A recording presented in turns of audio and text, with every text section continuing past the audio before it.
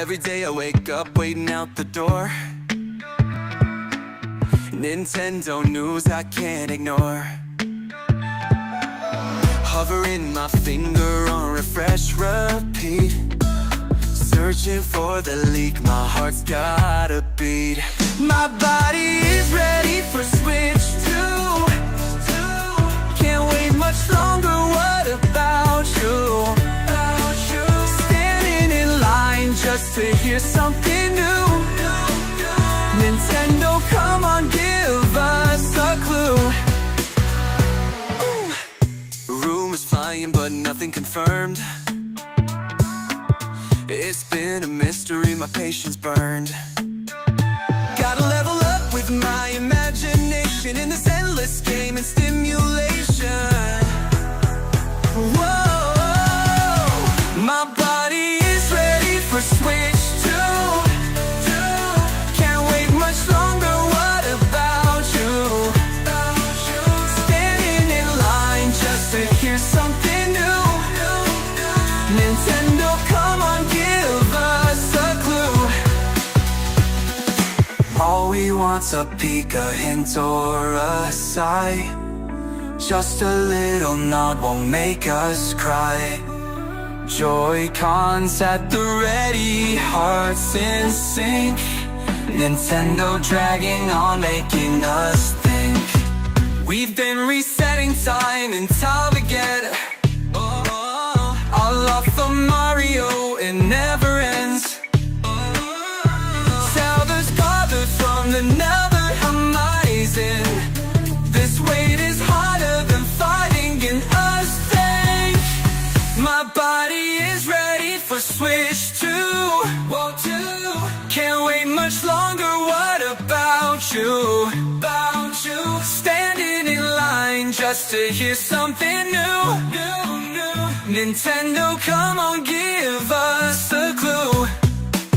My body is ready. My body is ready. My body is ready.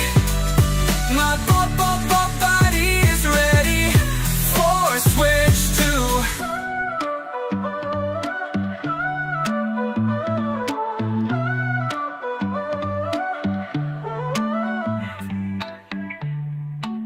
My body is red.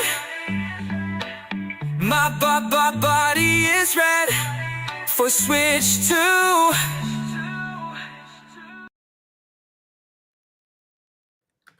All right, everyone, welcome to the Nintenbyte Podcast, episode 35. That was, again, Mike Odyssey saw 2 weeks in a row. That was an accident that time. I had to skip the normal intro, but you know what? We are talking about Switch 2 again, right? Like, yeah, whatever. It is what it is. And the singer-songer extraordinaire is on the show, so don't feel that too bad about it. By the way, you can watch that song on demand, listen to it on demand anytime you want. Just go subscribe to Mike Odyssey's channel. He's got it up. Ready to go. iTunes. Yeah. Oh, there you go. See? Yeah. Go get it on iTunes, baby. Let's go. Welcome, everyone. This is obviously kind of basically our Christmas episode. Well, you didn't do it on Christmas. Technically, the podcast landed on Christmas, but we're like, we got shit going on. So here we are the day after Christmas. We got our, kind of ugly sweater contest. 2 of us have the sweater. One's rocking Boxing Day attire, and the other one said, you know what, I got a red suit jacket, so that's what I'm throwing on. So you know what, you're going to vote for who dressed the best today. We'll put that poll up here in a little bit. It's just for bragging rights at the end. So it is what it is. Let's just go around the room quick and introduce everyone that we have here today. We got a little 4-pack for you guys. Mike Odyssey is back on. How's it going, buddy? What's up? It's going good. Christmas was good. A lot of food. Great to be back. That's awesome. Coming back for the first time in like 6 months. He hasn't been on since June. Holy crap, he's still alive. Game Bird Classic. The bird is back, baby. And I'm happy to be here. Happy to talk Switch 2. Thanks for having me on again. Mike, good to see you. The Stash Man. I was just telling him how I wish I could get my stash like that. But when it comes to the contest, it's game on, baby. All right.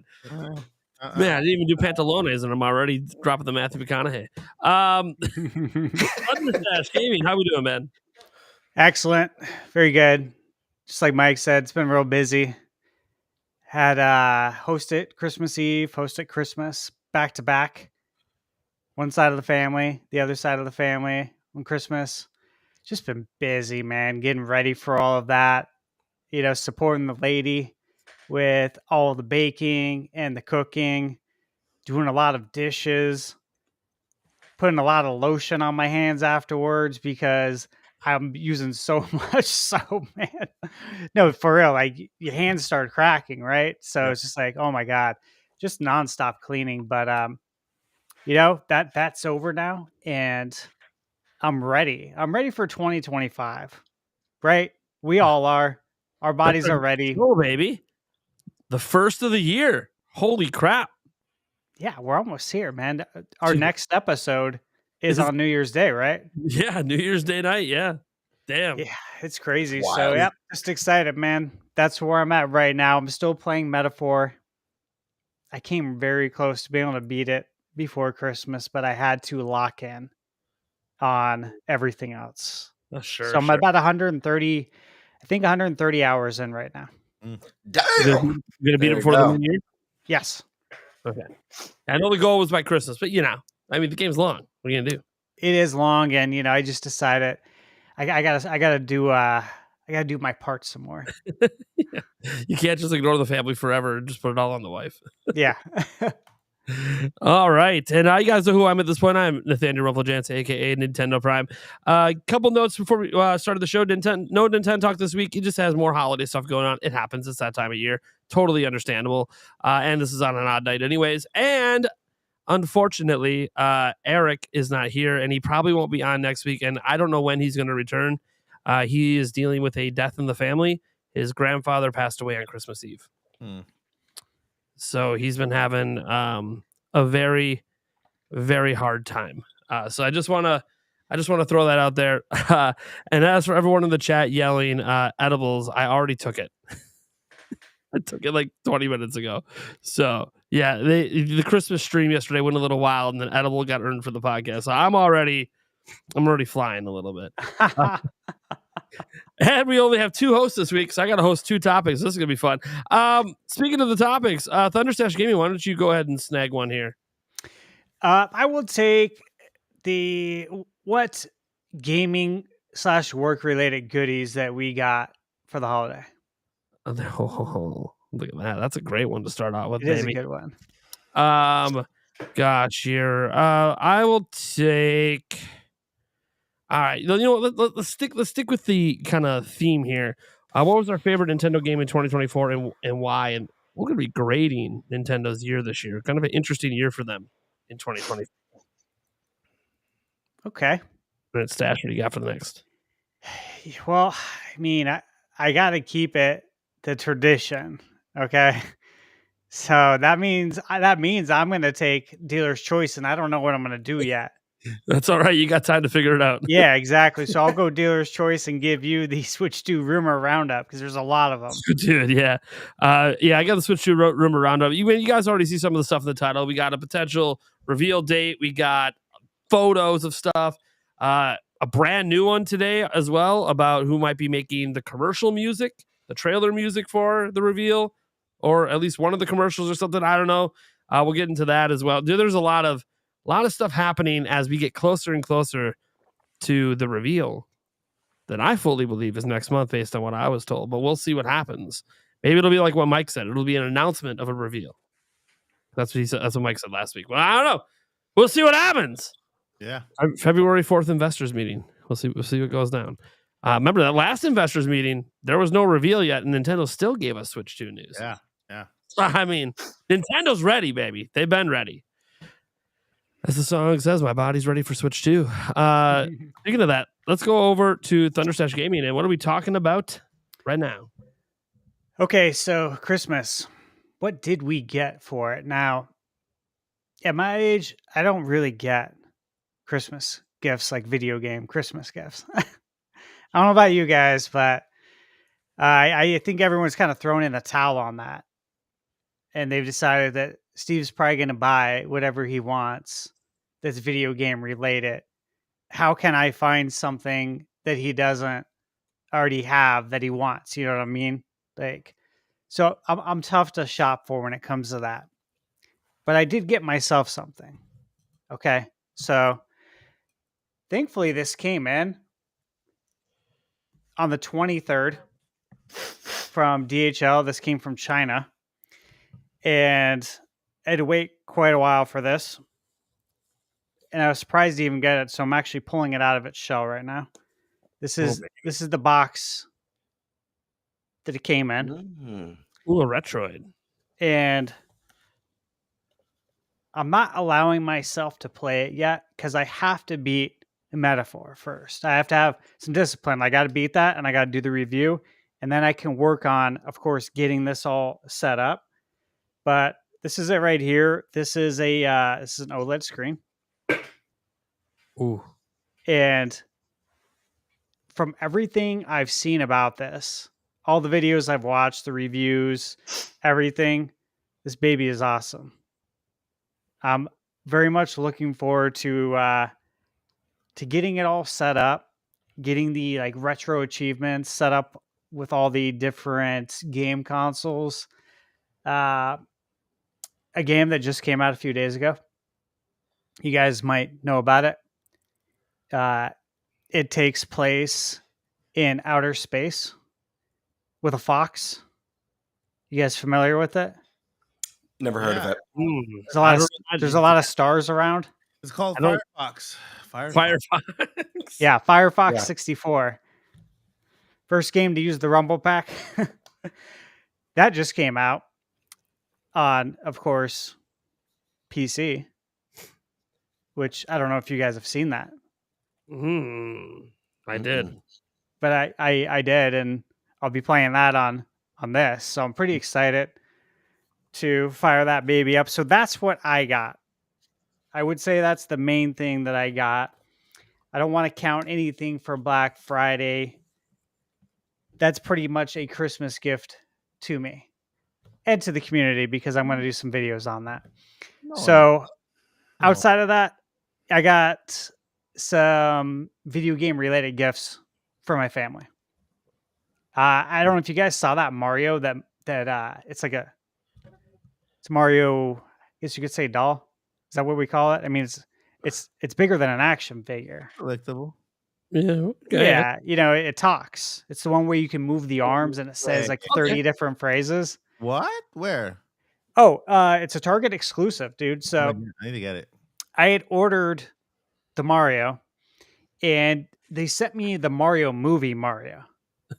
Okay. They're the same price, same exact price. I'm like, this is not the one I want. I want the one that talks. Target.com. Because it's for my godson, and it's like, he's 5 years old, and it's a lot cooler, obviously, if it talks, right?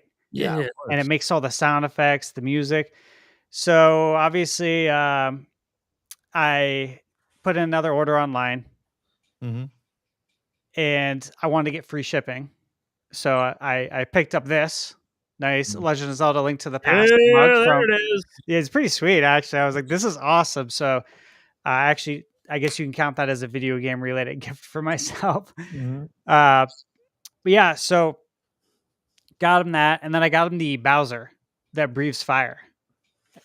Have you guys seen that? It's like vapor, the water vapor. Yeah. Yep, I've seen that one. Yep. Got that all hooked up, put in the batteries and the water and turned it on. And he was just like, oh my God, like he was freaking out. He loves the Mario movie, of course. And his birthday's coming up actually in like 3 weeks. So I picked up his birthday gifts as well. Just picked up the Sonic the Hedgehog collectible doll that also speaks and has sound effects and all that good stuff. So that's really what I do for video game related gifts. It's for my godson and my friends' kids. I usually get them video games. Sure. Mike, what about you? What do you got, brother? Dude, man, I got bad news. The Mario, it's a me Mario figure from Target is out of stock in my area. I figured, man, it was hard to get. It was really tough. It's a good one. It's a good one. Well, I got myself, or my wife got me. I got myself something I've been wanting for a long, long time. I bought a cheap one a long time ago. It came out horrible, and I threw it away. A 3D printer, like Yeah. state of the art 3D printer. With those closed ones with the door and then the app and stuff. Yep. So I'm gonna be printing three. Be printing Switch 2 mock-ups, like insanely crazy, and sending everybody a Switch 2 mock-up. You better be first on that list, Mike. Yeah. Um, not only that, I took all of the images from today. I sent them to my 3D guy. He's making me the CADs so that I can print it and test it and like do comparisons with the docs and stuff like that. So at least I have the doc. I had the 3D CADs before for the actual Switch, but I didn't have the doc one, and so see if I get that before, then I can print that up and make videos and stuff. And I'll share the stuff with you guys. Got that. What else did I get? Got gift cards for Amazon. That's like the lazy gift you always get every single Christmas, right? What else? I think that's it. That's it. Yeah, All right.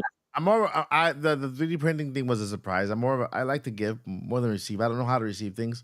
I'm like, you can give me something like, thank you, because I don't know how to receive things. I like to give more, So, yeah. I celebrated my anniversary on the 23rd, 18 years.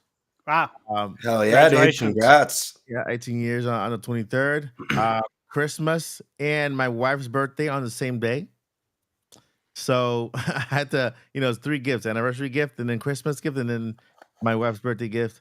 So yeah, it was a fun weekend. All right. Gamebird, how about you, buddy? Yeah, this was one of those weird years. I feel like I normally always get like a few like Nintendo related items on Christmas, and this year I didn't. Not really any. I've got a couple gifts with me right now, but they're not channel or gaming related, but I guess I could show them off. Sure. Go for it. You guys familiar with Nicolas Cage at all? Of course. Oh. Of course. Yeah. Come on. I got this really nice Nicolas Cage toy kit. Oh my God. Oh, dude, that's Yes! great. Sleeping with So that that's- tonight, are we? Every night. And then I got 2 Nicolas Cage gifts this year. Interesting enough, this nice mug with Nick Cage coming out of a Coming out of banana. banana peel. Banana. Did you see Raising Arizona? Of course, yeah. One of his first movies. So I got caged this Christmas for sure. Nick Cage. But and then my kids, they got a little Nintendo Advent calendar, and they gave me one of the figures from it. They were fought over the figures each day, but no one wanted the Goomba, and there was a little Goomba on a warp pipe. So I got this one on my little office desk. But I'm probably going to use some of the gift cards and stuff. I want to get a gimbal for my camera, so when I do some of my shorts and sketches and stuff, I could do a little bit more on the production side than what I have now. But yeah. All right. That is cool. So I got a few items. I'm gonna save the last couple for the end because they're gaming related. But the big thing I got, shout out to the old parents, got some AirPod, the Pros, the new ones, USB-C charging. I had some, but they went through the wash machine and didn't work anymore. So my parents found out about that, and they're like, "So what do you wear like when you work out and go on walks?" Nothing. I just blast the music, and you either hear it and like it or you don't. Yeah. Dude, So- now you can use them as hearing aids. yes, I know. Yeah, I know that too. Yeah, if my ringing gets worse, I have. That's what I pretty much use mine for. yeah, exactly. Anyway, I got them. I haven't opened them yet. But yeah, I'm very happy about that. A work related thing is what's in this box. If you guys have ever seen images of my studio behind the scenes, I have one consistent problem. I have a massive cable mess. It's Ooh. really bad. So, some cable management things. Oh, nice. So, got that from my dad because again, He's like, Oh, "What yeah. are you doing?" good. I'm like, "Dude, my desk is in the middle of the room. What you want me to do?" like this is my like it's in the middle of the room, so the cords are in the middle of the nah, we're fixing that. So Yeah. all right. I already have some runners for the floor, but I don't want them all on the floor. That's the problem. There's too many cords. So there's that. This is just a personal one. Again, from the parents, they spoiled me this year a bit. Yeah. So yeah, you guys know I love the Bucks. You guys also know I love basketball in general, and like to shoot and play hoops. And I prefer in a gym, but I'll do outside. It's fine. We got to a soccer. But I haven't bought basketball shoes probably since high school. So my basketball shoes are wrecked and have been wrecked. And last time I went to actually play in a league, I was slipping all over the place. I should have just worn my tennis shoes. Mhm. So we got the Zoom Freak 5s. Ah, nice. Nice. Very nice. Giannis Antetokounmpo's shoe brand. First time I've ever had a named player shoe brand that wasn't a Jordan. So pretty excited about that. You got the box. I love shoes, but like I don't ever buy them, but I love them. I love them. Anyways, that might be a new addition someday where I have a whole dedicated shoe room. All right, now we I gotta. Yeah. I was just gonna say I got a pair of those when they did like the Mario anniversary shoes with Puma. I got a pair of the NES ones, but I'm too scared. They're so pretty that I've never worn them. Like I'm just like they're such nice shoes. I'm like I don't want to dirty it. So I've got it on one of my shelves. Yeah, back I will there, put that on the shelf too. I think I've told you guys before, but I got the Vans. Oh, the Nintendo Vans shoes that came out like what? That was a 10, while 15 years ago?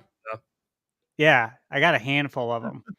That's awesome. And I picked up the Puma PlayStation shoes last year.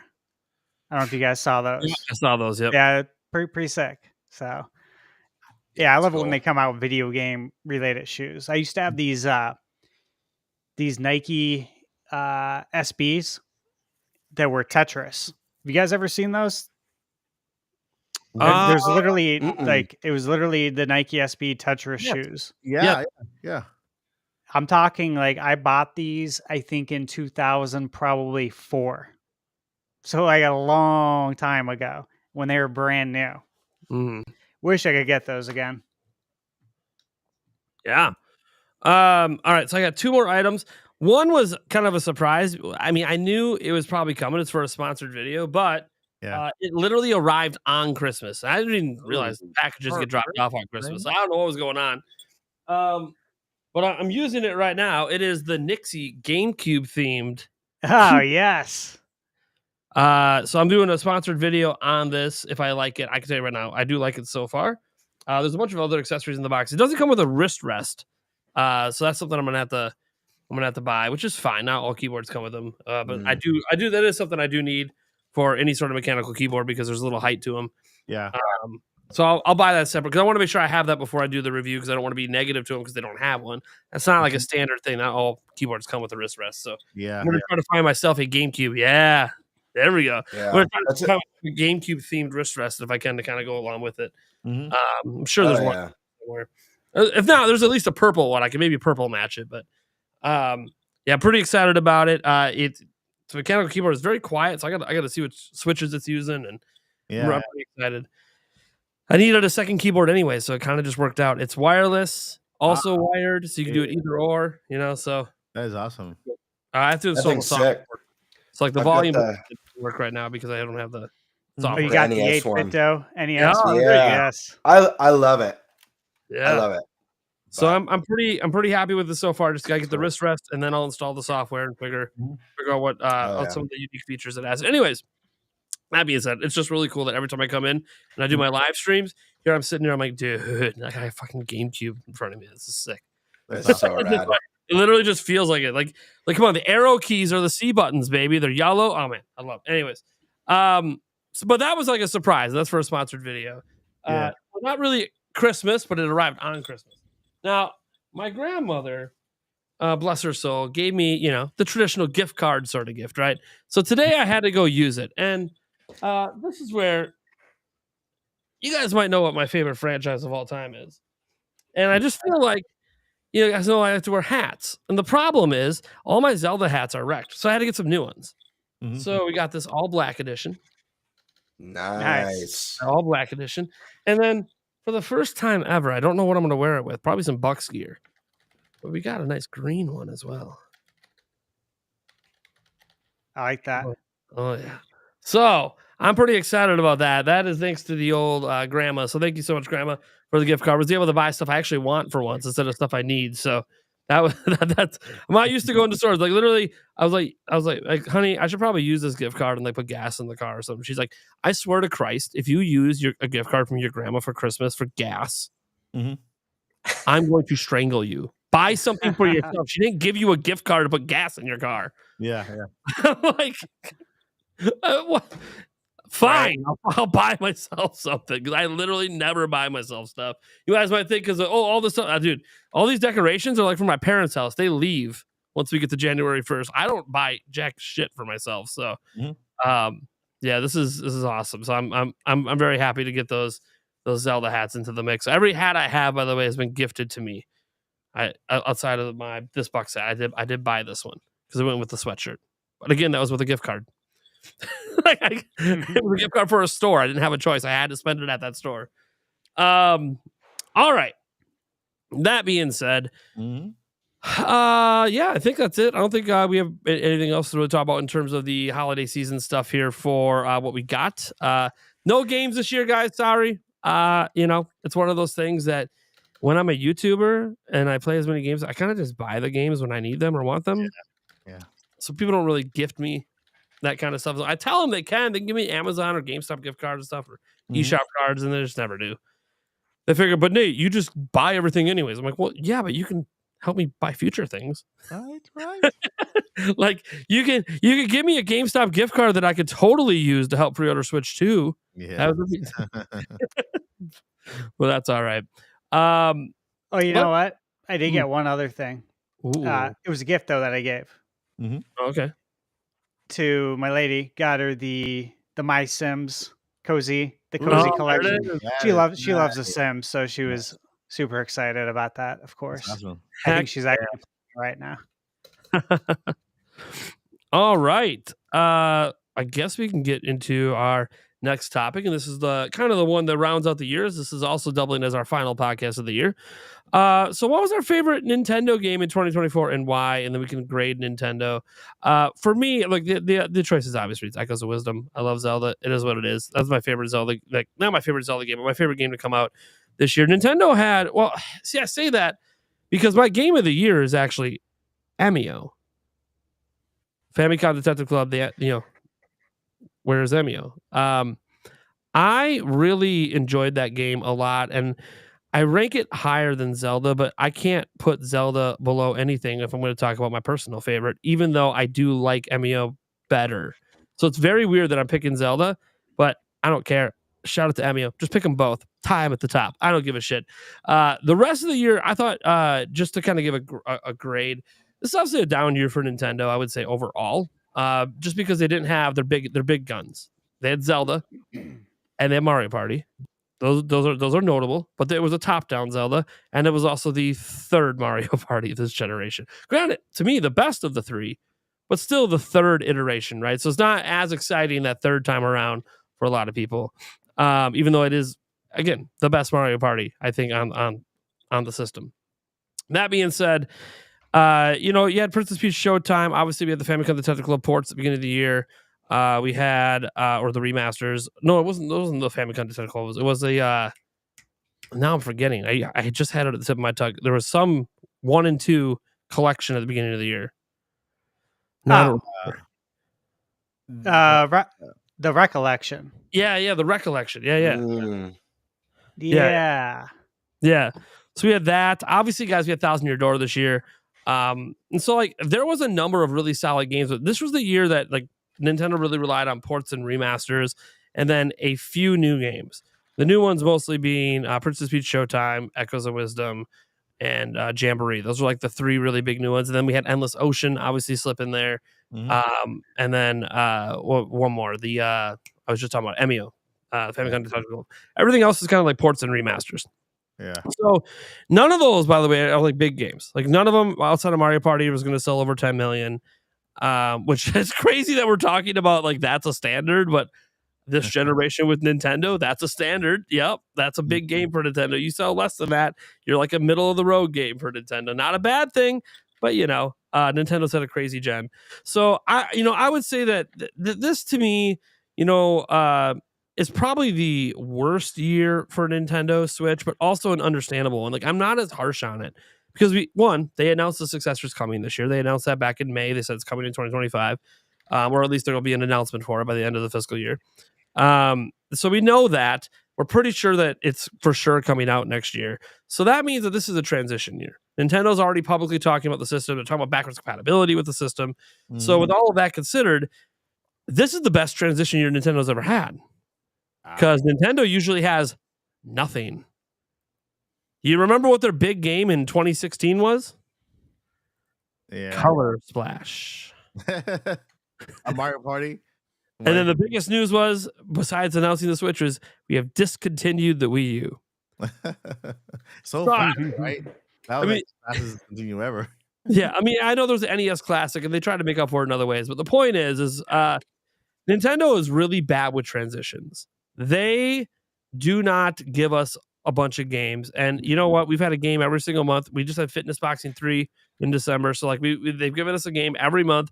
Might not always be the biggest of games, but it's way the hell better than we've ever gotten before from Nintendo in a transition year. So while it is maybe for me the worst year of Switch, it's also the best transition year ever, and that has maintained their 127 million active users on Switch. So Nintendo is doing what they needed to do, maintain the user base into the next system. So I give them an A+ for a transition year, but personally, this is kind of like a C+ year for me.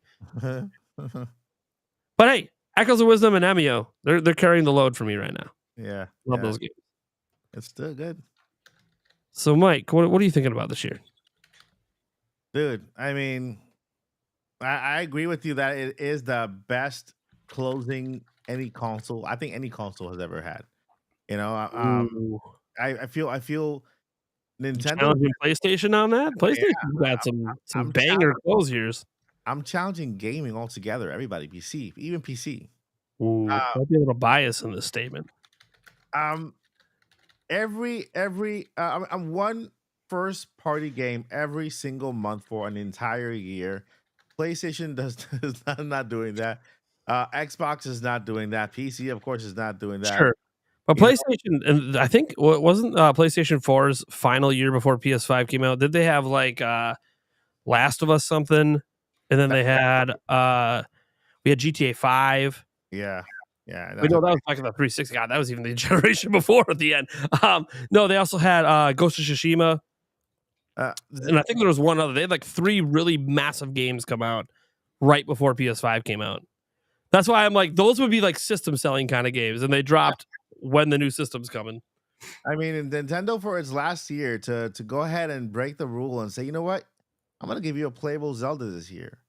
Like what is that breaking a rule? Don't we get Zelda every year? Kind of like reverse the roles. Instead of Link being the savior, Zelda being there, the main. Not okay. Let me rephrase that, because Zelda has never been a damsel in distress. She's actually been very powerful throughout the franchise. The games that I've played so far, right? In Breath of the Wild, she was there holding Ganon for 100 years while Link took a nap, right? And so it took a couple hours for Link to beat Ganon, but Zelda was there holding him back. And Echoes of Wisdom, Tears of the Kingdom, she went to the past, back to the future kind of thing.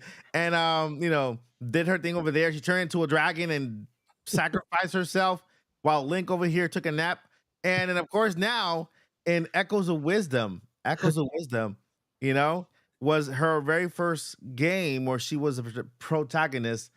And I enjoyed that game like no other. It was such a fun experience to have her there. It felt so natural. I was just playing the game. It felt like I'm playing a Zelda game, right? Nothing felt out of place. Everything was great. The dungeons, the worlds, the enemies, even the echoes and all that stuff. Everything felt like it's natural, like it should be, like it was supposed to be, or it's been. I think that, to me, that's my game of the year.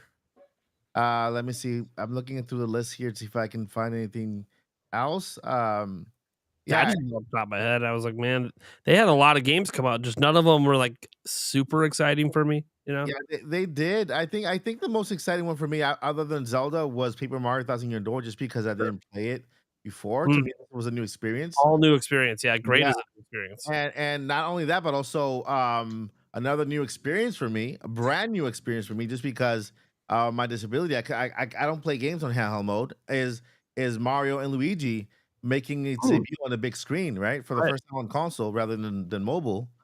And so Mario Love and it, baby. Luigi, yeah, Mario and Luigi was another big experience. Although I hear people, oh yeah, I like Mario and Luigi are better in other games where you can control Mario with the B and Luigi with the whatever. I'm like, this is my first experience with it. I enjoyed it. I loved it. Um, but yeah, man, I think Nintendo is where they are now because how whoever's in the marketing team up there, whoever makes the choices and how to separate the games and how to, make sure that every single month there is a game. Sometimes we get a little rest, but then that doesn't really turn out to be a rest. We get an endless ocean when people love. Although it wasn't my type of game, it got a good reviews from people, right? Then we got another Recollection Code, which is to start the year. It was good for some people. Marvel's Donkey Kong was also good. Princess Peach was also another brand new kind of experience with Peach. You know, um, Nintendo's been just killing it, man. That's why I'm so excited for Switch 2 because we owe this year, the last year of Nintendo being this good to the fact that we don't have a 3DS. We no longer have a handheld and a home console. We have them both in one, and so that's why Nintendo can release more games one after the other. We have no gaps, and so that's why I believe it kind of contributes to this being one of the best kind of closings of all time. And it's not over. It's not over. Closing is not over. Metro Prime 4 is still around the corner. Okay. Closing time. Xenoblade Chronicles 10 Definitive Edition is finally making it to Switch. This is not over by a long shot. No, this isn't the end. This is Nintendo's last Nintendo Switch's last full year, right? But next year they'll be sharing the stage with well, maybe they'll be backstage kind of in the shadows to Nintendo Switch 2. But man, it's not over. We still need a game for February. We still need a game maybe for April, another one for May, right? For Nintendo Switch. I think there'll probably be ports, but when it comes to closing the door on Nintendo Switch, man, nobody has done it like Nintendo this year. So man, excitement, man, excitement. Game of the year for me is Echoes of the Wisdom. Echoes of the Wisdom. All right, Gamebird, what are you thinking about Nintendo this year? I'm kind of echoing what you said, Prime. I think that as far as Switch goes this year, I think Echoes is the clear winner.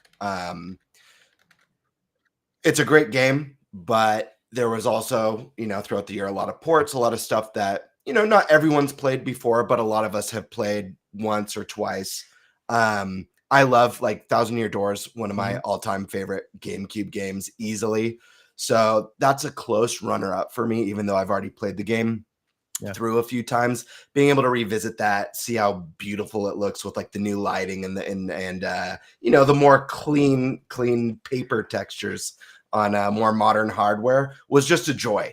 So that one's a close second. But I do feel like while this is probably Nintendo's best send-off year, because they do, like you said, Nate, they do kind of, I don't know, when they're ready to move on, they kind of just be like, we're done with it. And it kind of just, I don't know, becomes like a barren wasteland of games, usually with some of Nintendo's previous consoles. So I think it's really cool that they're filling out the year, even though a lot of these games are remasters, remakes. Still a lot of good stuff. I agree. I wouldn't say it's a strong year for Nintendo, but I think it was fine. And I think given that Switch is about to ride out into the sunset, I think it says a lot about how much content we're still getting. I feel like it would have been cool if we had that one more thing this year.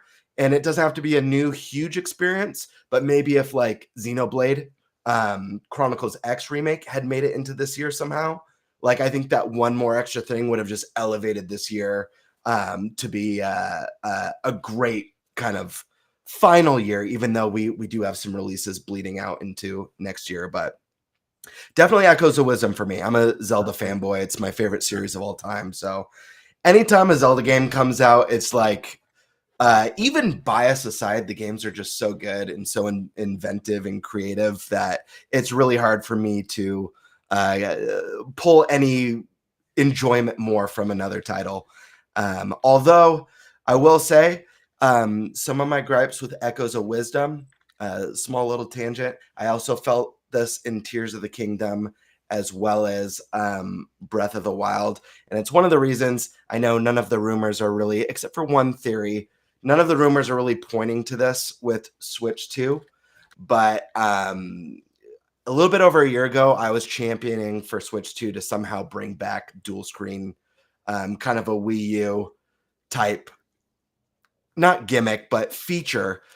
I think about how much we want Wind Waker and Twilight Princess, but on the Switch. But I also think about how the experience will always be better on the Wii U due to that amazing feature of having your items in your map and some of the cumbersome stuff from Breath of the Wild, Tears, and especially Echoes of Wisdom of navigating through all the little abilities that you get throughout your adventure. Just having that touchscreen. Yeah.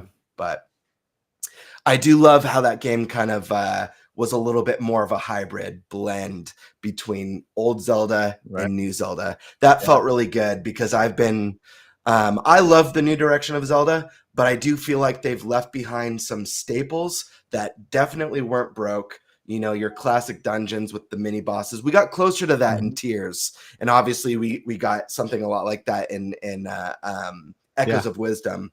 But I really want them to dig into like, hey, everyone loves dungeons. Like, it's a fantastic part of Zelda. Make a cool mid-boss fight, make a final boss at the end of the dungeon. So getting Yeah. Well, that was sudden. I got. All right. Can I ask Did you I real freeze quick, up? something very quick here? Yeah, you froze for a second. You're good though. Yeah, a little bit. It was like, but it was a good pose. It was a good pose. So one thing to add is that we're getting a lot of ports right this year. It's very very strategically done because remember, it's my first time playing Paper Mario: Thousand Year Door. My first Paper Mario was Origami King. My first Paper Mario. And so they're by porting these games, they're not only just porting it to the Switch, they're porting it to the Switch 2 too. You know what I mean? It's like with backwards compatibility, man, these games will continue to sell from here to 10 years from now. When the Switch 3 is around the corner, these games will still be on the eShop, you know, people buying them, giving them as gifts, e-cards. And so what Nintendo is doing with all these ports, I think they're making sure, like, that's why I am 100% sure that we're gonna see Wind Waker very soon on Switch, Twilight Princess, because not only are they just porting games, it's not just about porting the games for them to be on Switch. While they port the games, they will also be playable and downloadable on Switch too, as well, right? With hopefully with AI upscaling, all that stuff. But they're strategically bringing these games over so that they can continue to sell on Switch too. And on that dual screen thing, I wouldn't give up too much on that. Although I know it's not probably cast, the little button is not cast. But Look at Mike throwing shade at me. but I would not give up on that dual screen feature just yet, just because I know we have DS around the corner, and that's kind of like if GameCube is coming to Nintendo Switch Online, DS is like an easy follow up to that. It makes sense. Yeah, so maybe that little switch, maybe that little USB thingy, maybe it's not thing. It could be like a little cable you hook up to your dock or whatever, right? I don't know. Don't give up on it just yet. I like your hat, Nate, by the way. I love how Mike took this opportunity during a Switch end of year topic to sneak in a Switch 2 conversation that won't be happening later because he wanted to rebuke me on the DS stuff. I'm just over here just fucking losing my shit right now. I just can't believe that just happened. All right. Stash. What are your thoughts on Nintendo Switch in 2024? Well, yeah, it's the last year. It's the final year of Switch Goodbye. being the only Nintendo console on the market. And I gotta say, I thought it was a good year considering that. I really do. But as a whole, you were talking about the Nintendo games that I played this year. Which ones do I think are the best? And I'm just kind of looking right at some of the games I reviewed this year. Some of them, of course, that were on Switch. Like beginning of the year was Mario vs. Donkey Kong. I played and beat that 100% at that game. That was really fun. That was actually a really good game. I feel like a lot of people probably didn't play it. That was a good one. Contra was a lot of fun. Operation Galuga. That's, it's obviously it's on Nintendo. It's not a Nintendo published game, but it's on Nintendo. Penny's Big Breakaway, for anybody who is a fan of Sonic.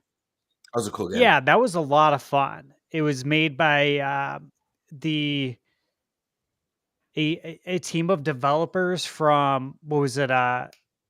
Not Sonic Origins, but the other. Was it Mania? Sonic Mania. Sonic yeah. Mania. Right behind me. Yep. Sonic Mania. Yeah. You can totally tell. Excellent game. Excellent soundtrack. That was a ton of fun. Best new Sonic game too. Sonic Yeah. Mania. Yeah. In my opinion. Yeah, no, it's very Of the good. modern They Sonics. also were the ones who ported the Sonic games to Apple TV. I think it was a Christian Whitehead or something like that. Yeah. That was good. Princess Peach Showtime, I played and beat that. Personally, I couldn't wait for the game to be over. Because I wanted to beat it before I give my final thoughts. But I think there's a good market for that. Honestly, I do, and I say that in my review. I think it is great for kids, no doubt. Star Wars Dark Forces was a highlight. That was a game that I wanted to play as a kid, and I did not have the PC for it. In fact, I didn't even own a PC. My cousin did, and his PC, I think he had a Pentium 2 back in the day. It wasn't powerful enough. So I never got to play it. And then literally 30 years later, that gets remade. Or not remade, but remastered, playing at 60 FPS. That was a ton of fun. Thousand Year Door. Game Bird, you mentioned that. Yeah. I played Thousand Year Door when it first came out on GameCube. I had it pre-ordered back in the day. I beat it probably within the first couple of weeks that it came out. And then I didn't touch it again. At all. So for me, this was really cool to revisit Thousand Year Door 20 years later, because it came out 20 years later. And so it definitely felt like a fresh experience, because at almost 40 years old, you don't remember the plot details and everything about the game. It's like it's a little hazy. Like you remember the basics, but when you actually go in and replay the game, it was like, man, this feels new again. So that was really cool. Totally. And there were some like kind of more oddities that I got to play this year that were Nintendo related, and these are first party. And I will mention, I want to give a shout out to Ninja Turtles Splintered Fate. Like, if that game was so much fun. I don't know if you guys have played it or if anyone in chat has played Teenage Mutant Ninja Turtles Splintered Fate, but if you like Hades, this is Hades, but Ninja Turtles. It is of high quality.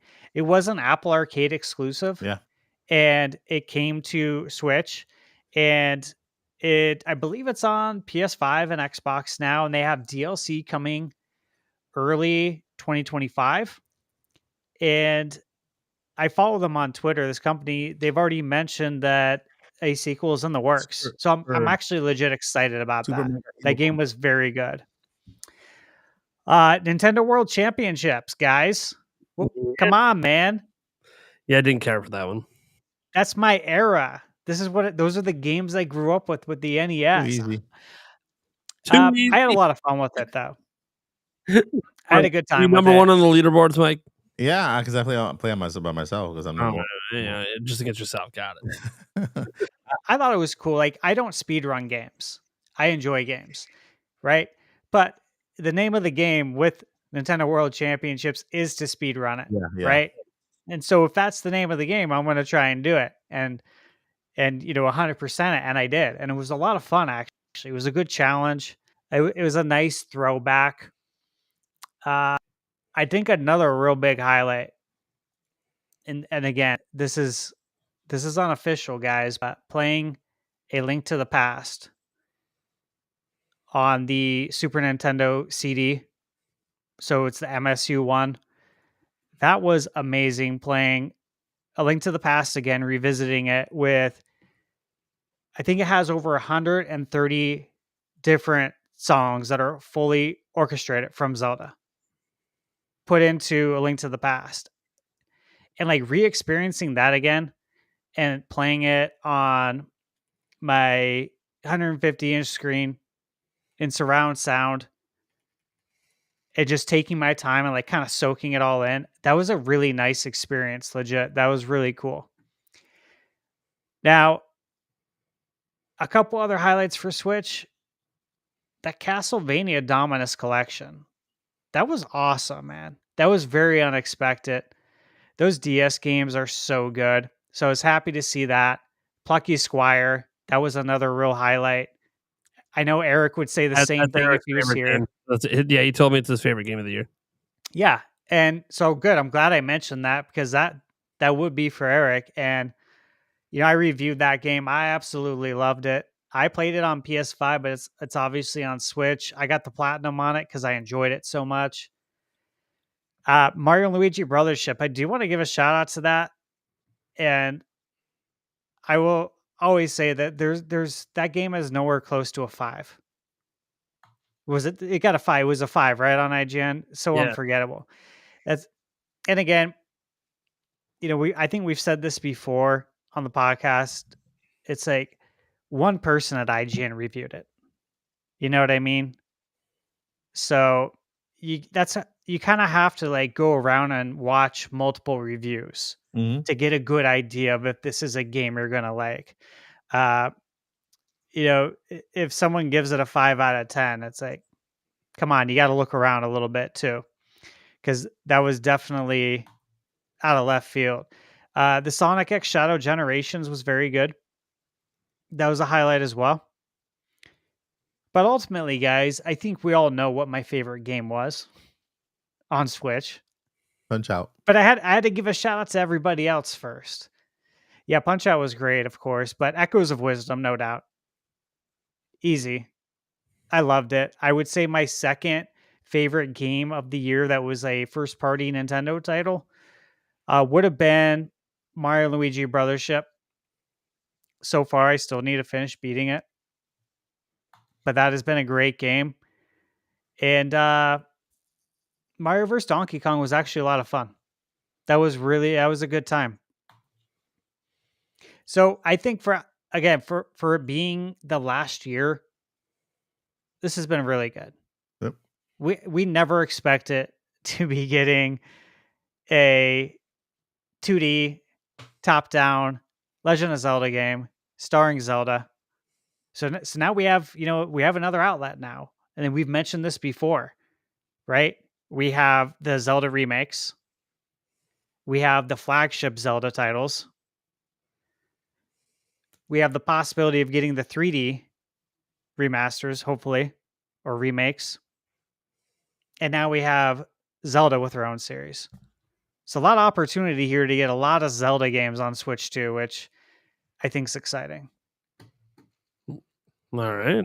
That is very, very exciting. So yeah, Nintendo, kind of a good year, a weird year, an off year, but also a good year. I mean, I didn't even bring up the Mario and Luigi Brothers trip. Totally forgot about that one, and Mario versus Donkey Kong. So Yeah. again, Nintendo had a game every month. So I mean, there was probably something for some Nintendo fan every month. But if there was only one game you enjoyed this year, it might have felt like a bit of a downer year. But who knows? Maybe everyone loved this year, and this was one of their favorite years. It's all going to be dependent on what genre and what Nintendo games you like the most. All right, I think we can get into our third topic. What was it? Dealer's choice. Did you figure out what your topic's going to be, Stash? Yeah, I figured it out. So, guys, this could go on for a long time. Okay, so we have to make sure that we don't let it go on forever. But I've procured a list, and chat, I want you to help me out in case I miss any. So, guys, if you can also keep an eye on the chat and see if there's any titles that I ended up missing. But what it is I'm going to talk about dormant Nintendo IPs, but I'm going to say the game, and we're going to go around. We'll go Mike first, Game Bird, Nintendo Prime, and I'll go last. Are we going to get it on Switch too? Yes or no? Okay. Oh, baby. Yes. Okay. Mike's going to say yes to everything. Just spoiler warning. All right. First one, Punch Out. No. Game Bird. I don't think so. Yes. I don't think we're going to get a new Punch Out, just to be clear. But I could see. Unless Maybe there's a VR headset. Old Unless Wii there's a VR headset. New one's coming, baby. I don't even need it unless it's coming one way or another. We're getting one. I'm going to Arms say yes, because we got one on NES. We got one on Super Nintendo. They skipped the 64, but we did get a rendition of it on GameCube. Do you guys remember that? Yeah. Yeah. Yeah, I literally bought Knockout Kings Yeah. to have Punch Out on my GameCube, and then we got it on Wii. So it's time. Now's the time. If we don't get it now, I don't know if it's ever coming back. So I feel like we have to get on Switch too. All right. Wario Land. Oh. No. Game Bird's a no. No, I would love one. Wario Land, Shake It on the Wii. Oh man, what a great platformer. Warrior games, yes. Warrior Land, no. Yeah, that's the thing, is that we know we're gonna get a WarioWare, but it's like, what about the land? I'm gonna say yes. Maybe I'm being optimistic here, but the fact they did it on Wii. You accused Mike of being the yes man. You're saying yes to everything, dude. Like, I know. I'm busting your balls. It's the Nick Cage blanket giving me some attitude. It's one of those things where I think it's a series that they're only going to do once in a blue moon, and I feel like this is the once in the blue moon now. Because if you think about the franchises that came back on Switch, even here towards the end of the generation, even with just ports, kind of feels like that could be sort of a thing that's happened. Remember, the Switch generation is going to be like another 8 years.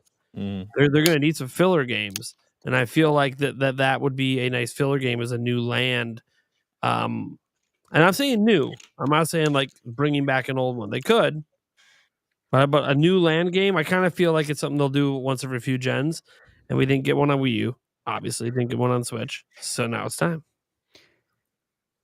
Yeah, I'm gonna say yes, and I'm gonna give another reason why on top of what you just said, is that I look at an indie game that got a lot of publicity this year, and the reason it got so much publicity, well, one of the reasons is that it was compared to Wario Land. A lot of people compared it to that. That's Pizza Tower. Oh, Pizza Tower, okay. Yeah, so I think that got a lot of people saying, "Oh yeah, I remember Wario. Why don't they make those games anymore?" I don't know. Maybe someone at Nintendo is like, "Hey, maybe we should revisit this on Switch too." Right? Yeah. So that would be nice. Okay. Star Fox. Yes. No. Yes. Really? We're I'm, talking about 10 years of saying no.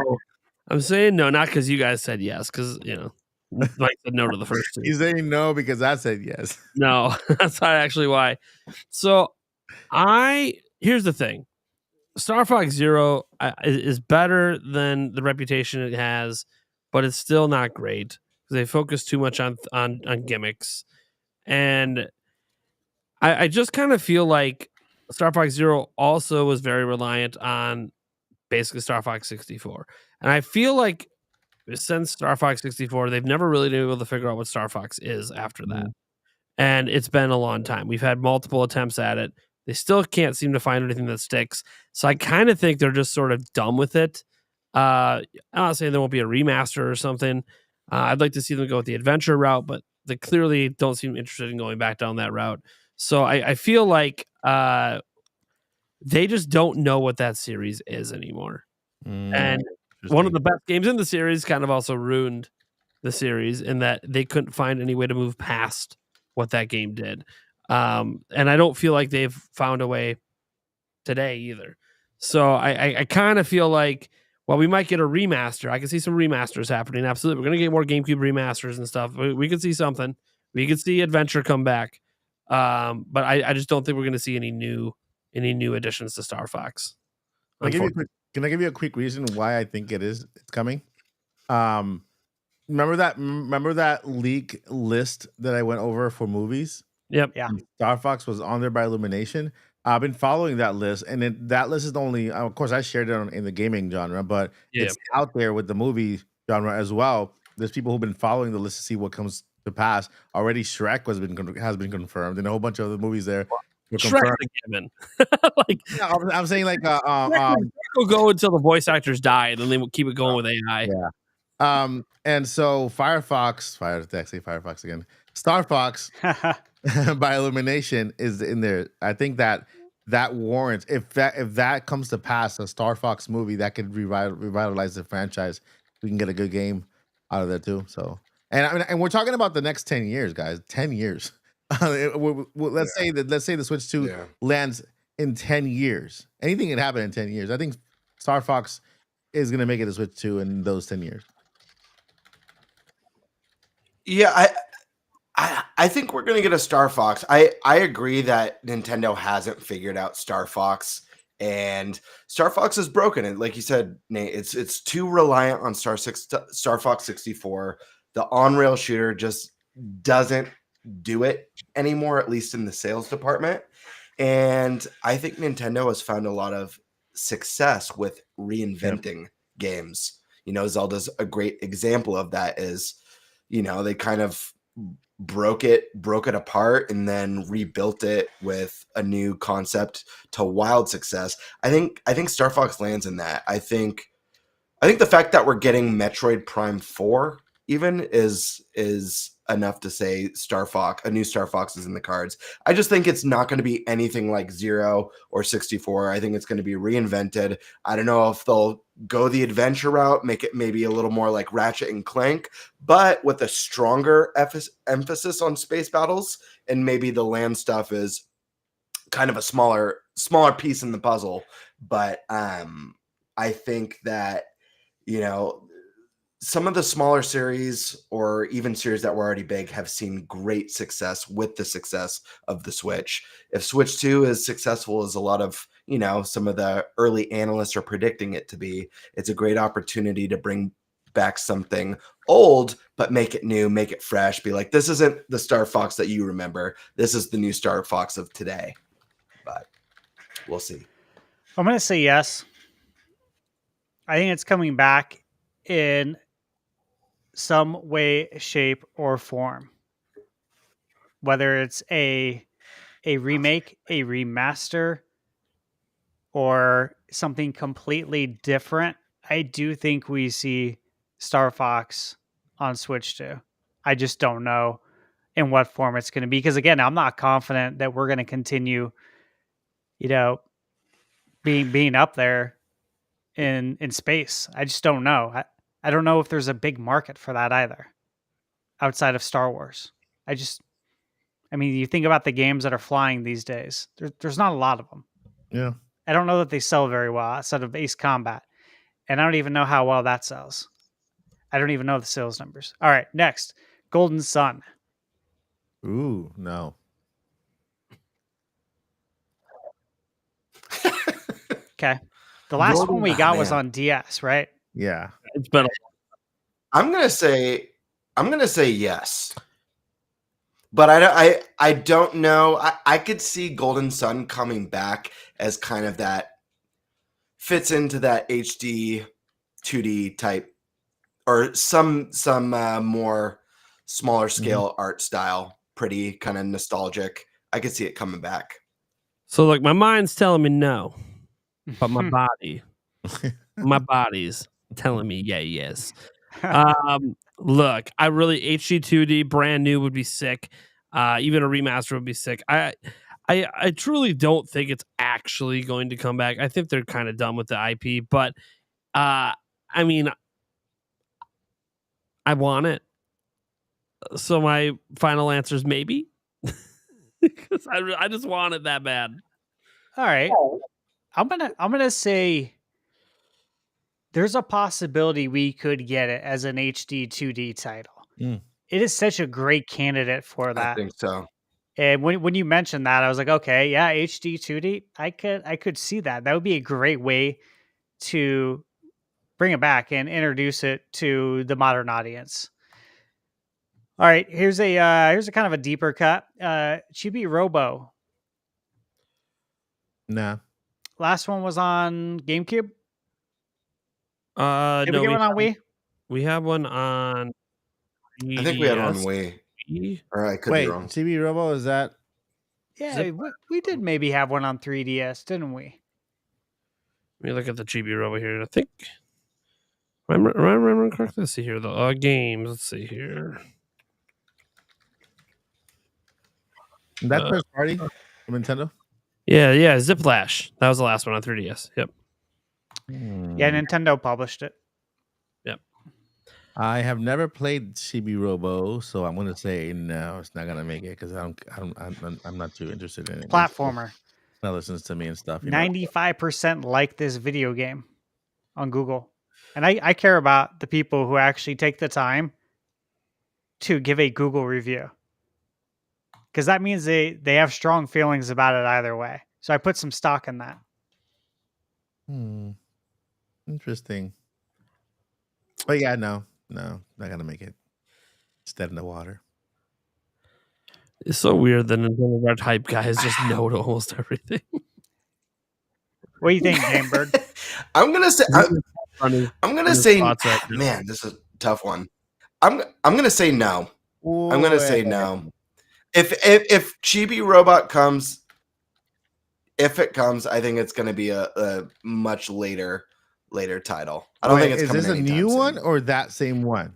It in any way, shape, or form. So this Okay, could then be. I gotta change my address. Oh. My I gotta change my So you think we're gonna get that GameCube remaster? I think we're gonna get an NSO version. Oh, okay. So GameCube NSO, Yeah, once Nintendo Chibi Robo. once GameCube makes it to NSO, Oh, man. I'm guessing all those games that are not gonna get remastered, that will not be big sellers, Nintendo will gonna put them on NSO. I'm not counting NSO in my thoughts because NSO is like a cheat. So do we put NSO count or no? I Just thought- a new I'm version not of the counting game. it. You can count it. I thought we were talking Okay, new never mind. Yeah, entries yeah. because if we're talking like Like NSO, the remasters answer is just and gonna be ports, everything. I could see things coming from all these Okay. titles. We Yeah, discussed. all right. So NSO's out. So No NSO, but yeah, remasters, remakes, like how we got Thousand Year Door. yeah, You know, you could count that, Sure. no doubt. yeah. I still say no. Okay. I'm gonna say yeah. If it well, does an eShop port just like a I think an basic eShop port count? counts because as long as it's not part of the subscription, I think it counts. Okay, then I'll say yeah. I could see it popping up in the eShop with like maybe just an It's a cult upscaler classic. to make it look a little bit fresh. Yeah.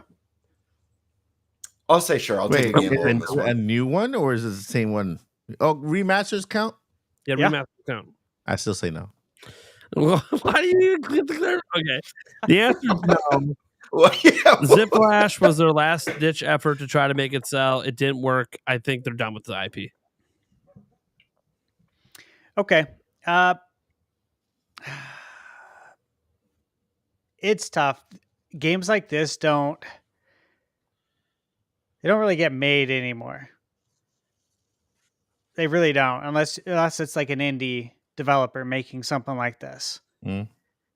With the budgets of video games these days, I think there's a chance. I don't think it's high, but I think there's a chance. I'll just say yes. I think there's a chance. Okay. All right. Next, Wave Race. Yes, that one I say yes to because I think that Nintendo Switch 2 is going to develop that technology that we saw in the patent about the magnetic liquid thing turned into solid and stuff, giving you like the haptic feedback. And Wave Race will be the perfect game to kind of demonstrate that feature, right?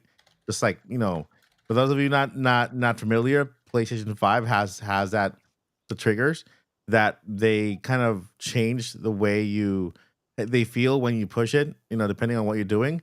There's a pattern where there's a joystick that also kind of changes the way it feels when you're walking through sand, through water, whatever. And so Wave Race will be the best game if ever Nintendo. If I'm saying if it's a patent, it's never. I don't know if it's gonna make it or not. But if it does make it into the final product and Nintendo does give you that feedback, Wave Race will be the perfect one of the great games. I'm saying like lower tier games, $39.99, $49.99 games that Nintendo could re-release or make a new one of that could really take advantage of that feature. So, And you think it's a new Wave Race? a new Wave Race, yeah. Okay. All right, I like that answer, Gamebird. No, I You don't think, think so.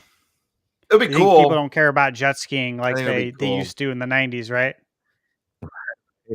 Yeah, I just don't see Nintendo making a new one. I see NSO stuff. I just don't see. I don't know. I have a hard time seeing Yeah. that. Okay. All right. Nate Dogg, what do you got? All right. Look, I'm gonna say yes, but I'm gonna say yes, and you're correct, Demonic Brother. I'm feeling it. I'm feeling something over here. But caveat: it's not gonna be new. It's just gonna be a GameCube remaster. That's how it's gonna get in. They're gonna remaster more GameCube games. It's gonna happen. That's gonna be one of them. That's it. Not because of some fancy, dangled, expensive feature they're not going to totally put in the controller. Sorry, Mike. I know you already know I disagree on that, but that's okay. It's still really cool. It's a cool idea. I watched your video on it. I cannot wait till Switch 2 comes out. You man. cannot wait so you can prove me wrong on everything. It's just all opinions at this point, anyways. But yeah, no, I think it'll be back as a remaster. That's where I'm at. I gotta stop talking. You go. You're upset. Okay, Wave Race. I think we get it back in some way, shape, or form. Again, I don't know if it's going to be a new one. The odds obviously lessen considerably when it comes to being a new one. But I think we could get something, whether it be a remaster, like you said, Nate, possibly the GameCube one upscaled. That's a GameCube game. We got a lot of GameCube remasters. We didn't get that one. What I would like, and I'll tell you this, I recently revisited Blue Storm because I want to try it out on the projector on the 150-inch screen. Check it out, and I used the RetroTink 5X, and I used the HD RetroVision component cables. So I'm squeezing the best out of this that I can. I played it through the Wii. So with the backwards compatibility, and it was fun. I gotta say though, the soundtrack compared to Wave Race 64 is kind of trash. It's not a good soundtrack. I feel like they put very little effort into it. Maybe they didn't realize that Wave Race 64 is like a highly regarded video game soundtrack. But just playing it, I'm like, it's just there's things that's missing. So if we did get a Blue Storm re-release, God, I would love for them to give us the Wave Race 64 soundtrack. Just do a swap. That'd be cool. All right. That would be cool. I just feel like, real quick, if we do get some sort of GameCube NSO, I feel like Wave Race is a good fit for that. If we're not getting a new one, I feel like Wave Race is a good fit for that, as opposed to selling the game for $30 on the eShop. Personally, and they can add in, like they've done with NSO, the online features, and it's got that nice HD filter on it, so it's high definition, but that's just me. No, I agree with you. All right, let's do some rapid fire here. 1080. Yes. What are we talking about though? Snowboarding. Oh, I had like resolution. Like, I love that. No. Nah. Game Bird? I don't think so. Yeah. No one's making snowboarding games anymore. SSX was carrying it for a while. Cool Borders was a good one back in the day. Snowboard Kids. Yeah. Yeah, I feel like that ship sailed. Okay, how about this one? And I'm going to mention this one because I think there's a good chance that we can do some business with this company. And so first I'll say Diddy Kong Racing. No, that's tough. I think we might get a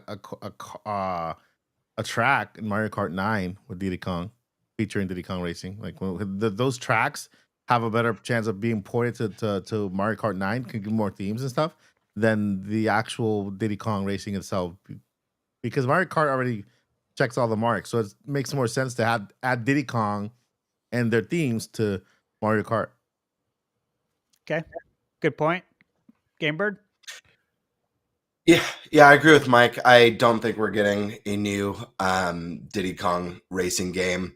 I think pull from that game, if anything. Obviously, Nintendo's, they're definitely working on the next Mario Kart. Could be a launchier game, maybe not, but they are working on it. Mario Kart 8 Deluxe has become huge. It's got an insane amount of tracks, a lot of characters, a lot of really cool stuff there. I think just like when we get the next Smash Brothers, the next thing to do is kind of reinvent, pull in some new ideas, some new mechanics to kind of change things up. Maybe a story mode in Mario Kart, maybe boss races in Mario Kart. But yeah, I think I see more Nintendo pulling some ideas from Diddy and not necessarily making a new one. I like that point.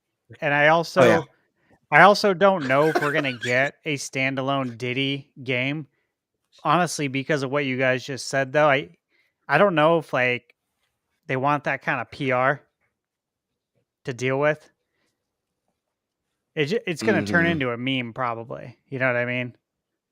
So I just don't know. But and also the head-to-head competition part is not good. I wouldn't be surprised if Nintendo was maybe not excited about Diddy Kong Racing coming out back in the day to compete with Mario Kart 64. Okay, Nate, what do you think? Diddy Kong, yay or nay? No. Okay, yeah.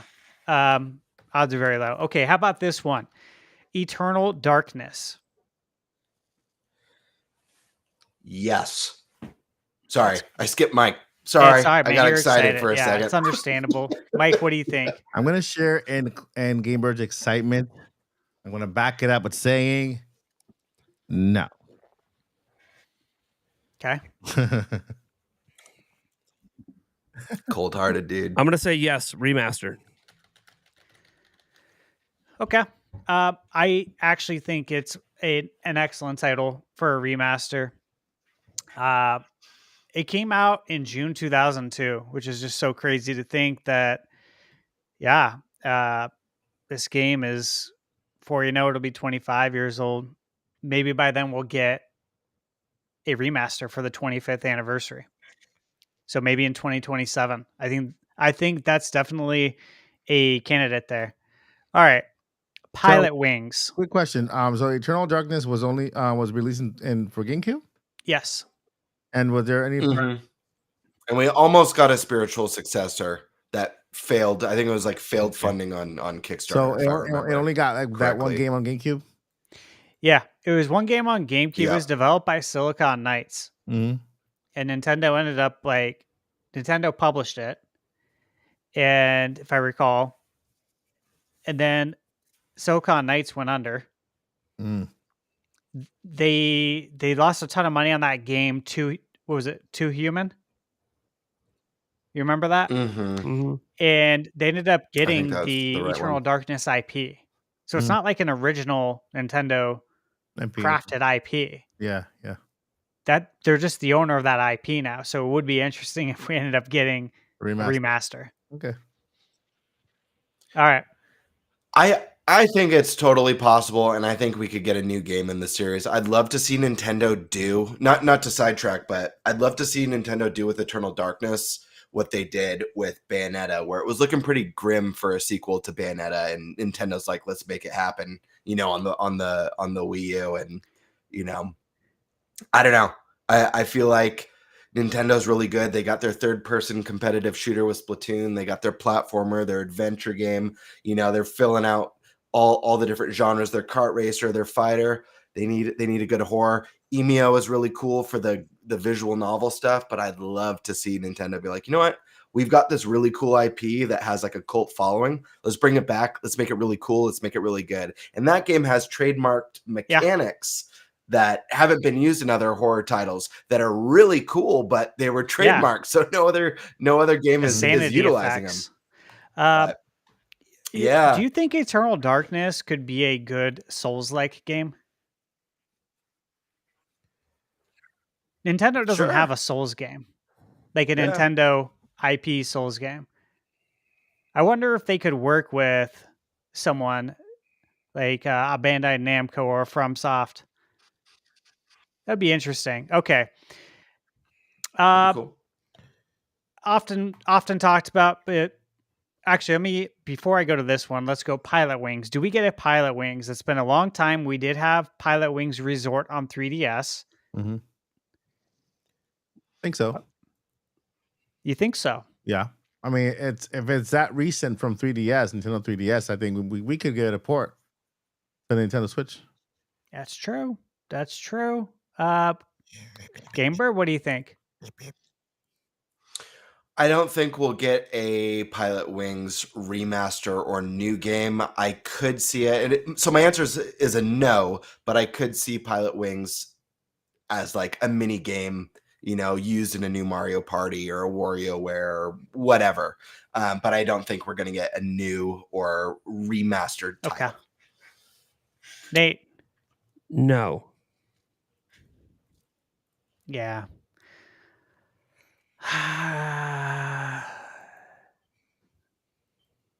I feel like there's maybe a 10% chance.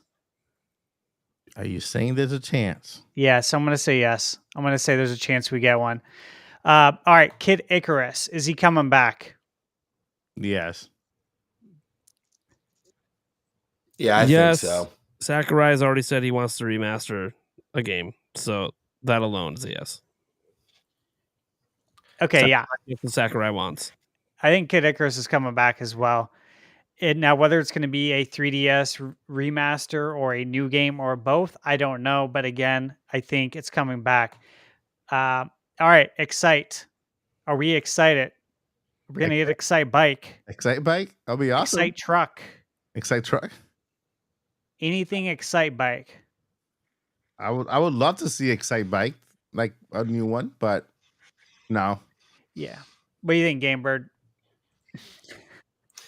Man, if I was allowed to talk NSO stuff, I'd say yes, and there's going to be some Excite Bike game that falls falls in line with like Mario 35 and Tetris Yeah. 99. But if we're leaving out NSO, then I'm going to say no. But I could see them doing a really cool, fun take on Excitebike, maybe a battle royale racer like the F-Zero game. I think you make a good point there. I'm actually glad you brought that up because I would say the same thing. I could only see it in that aspect. Nate, what do you think?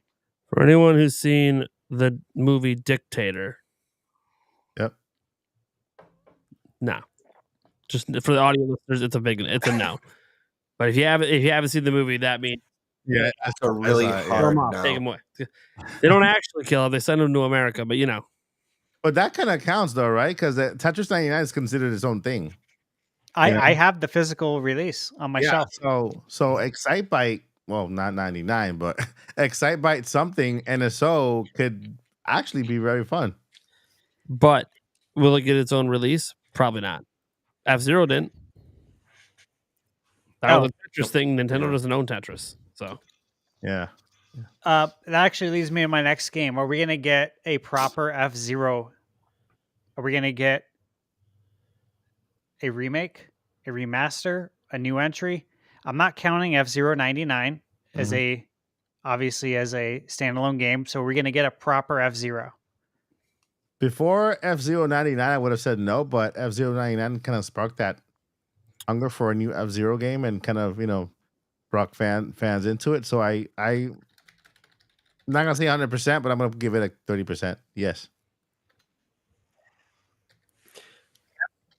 Yes, for me, but I gotta say, Mike, I'm surprised you're like kind of on the fence and 30%. But when he asked about Wave Race, you're like, yes, we're getting Wave Race. Yeah. Come on now, F-Zero, baby. Wave Race. No, I think we're gonna get it. Than F-Zero. So maybe it was more like that's fair. It was more like the the want. My heart says yes. You know what? I want to say yes too. Sure. Yeah. Right, Nate? look, it's gonna happen. We're getting GX remastered.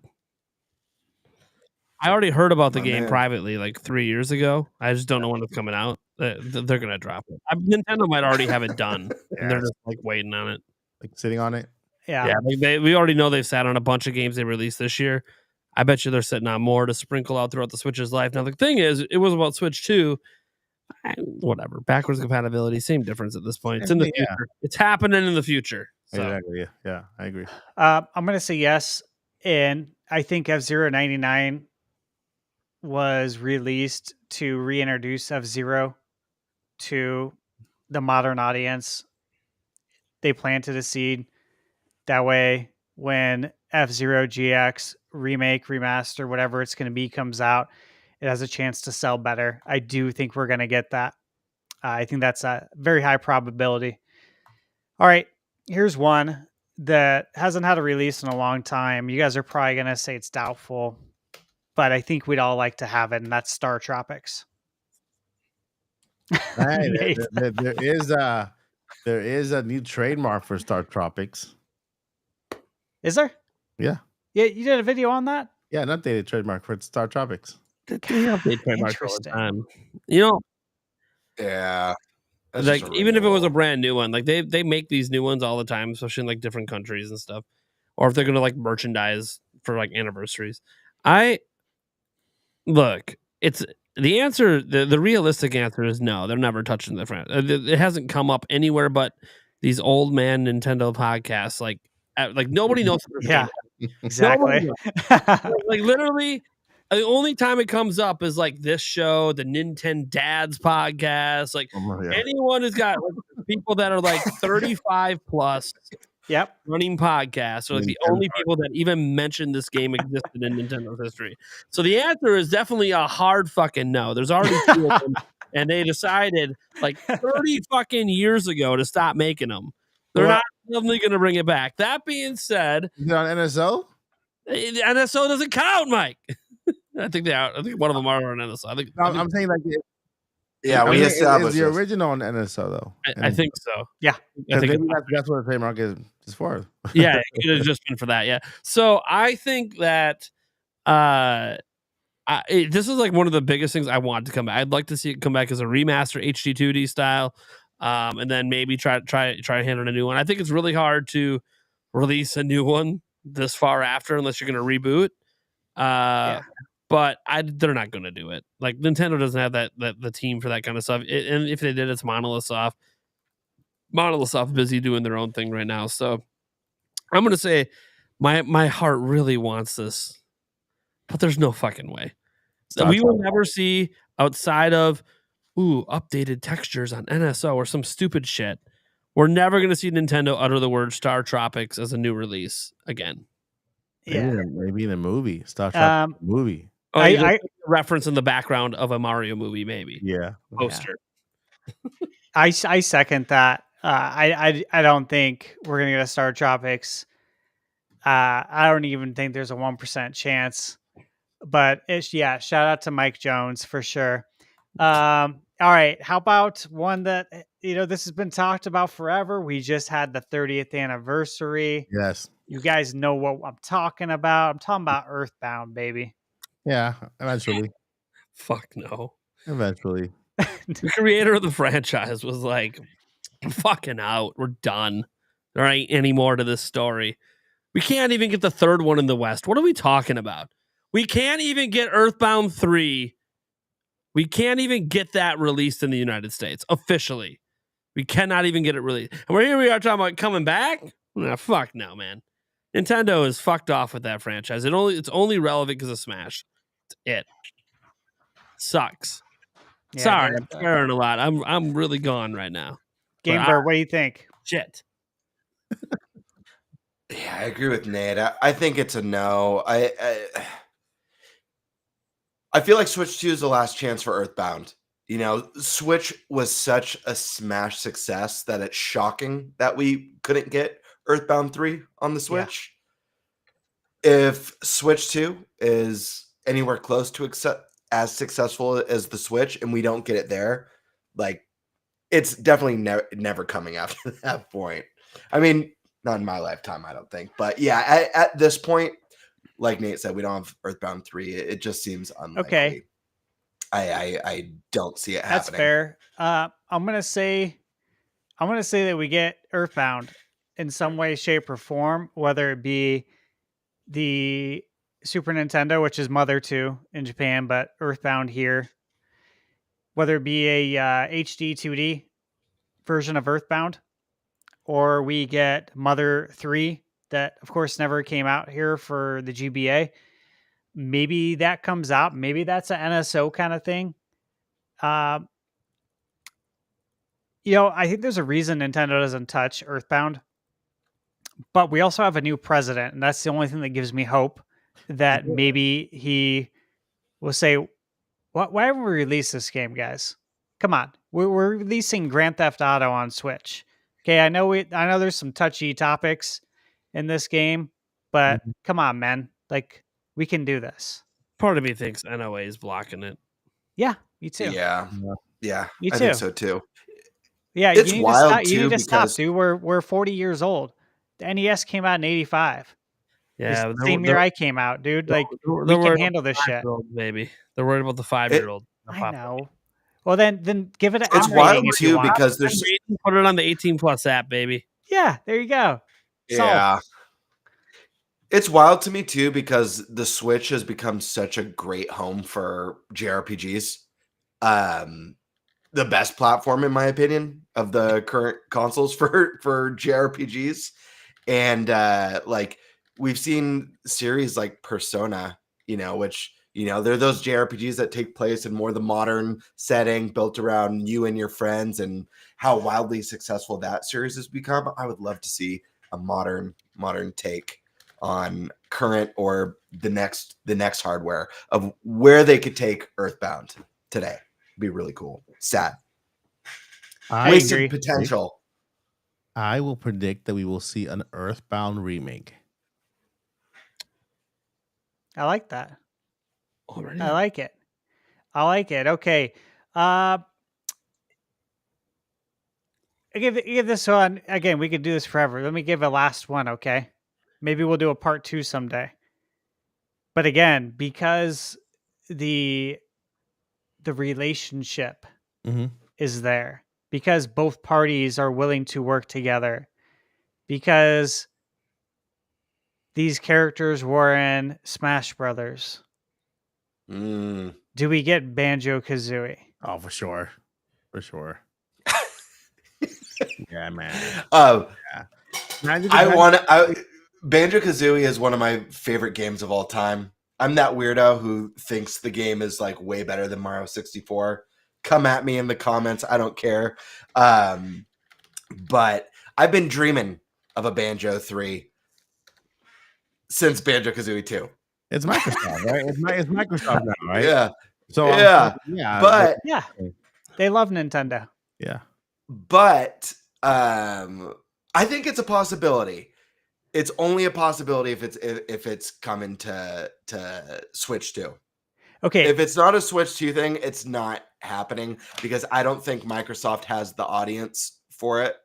no, And I think if we get it, it's not Banjo-Kazooie 3 because I think that's the wrong move, to be honest, even though the fans have been waiting for that. The move is to do a full remake of the first game, to reintroduce people to it, make it stunning, the ray tracing, the lighting, bring Grant Kirkhope back with, maybe some orchestrations in his Yeah. soundtrack, and make it super tight, great cameras, make an amazing remake of the first game to reintroduce old fans, bring in new fans, and then do the third game.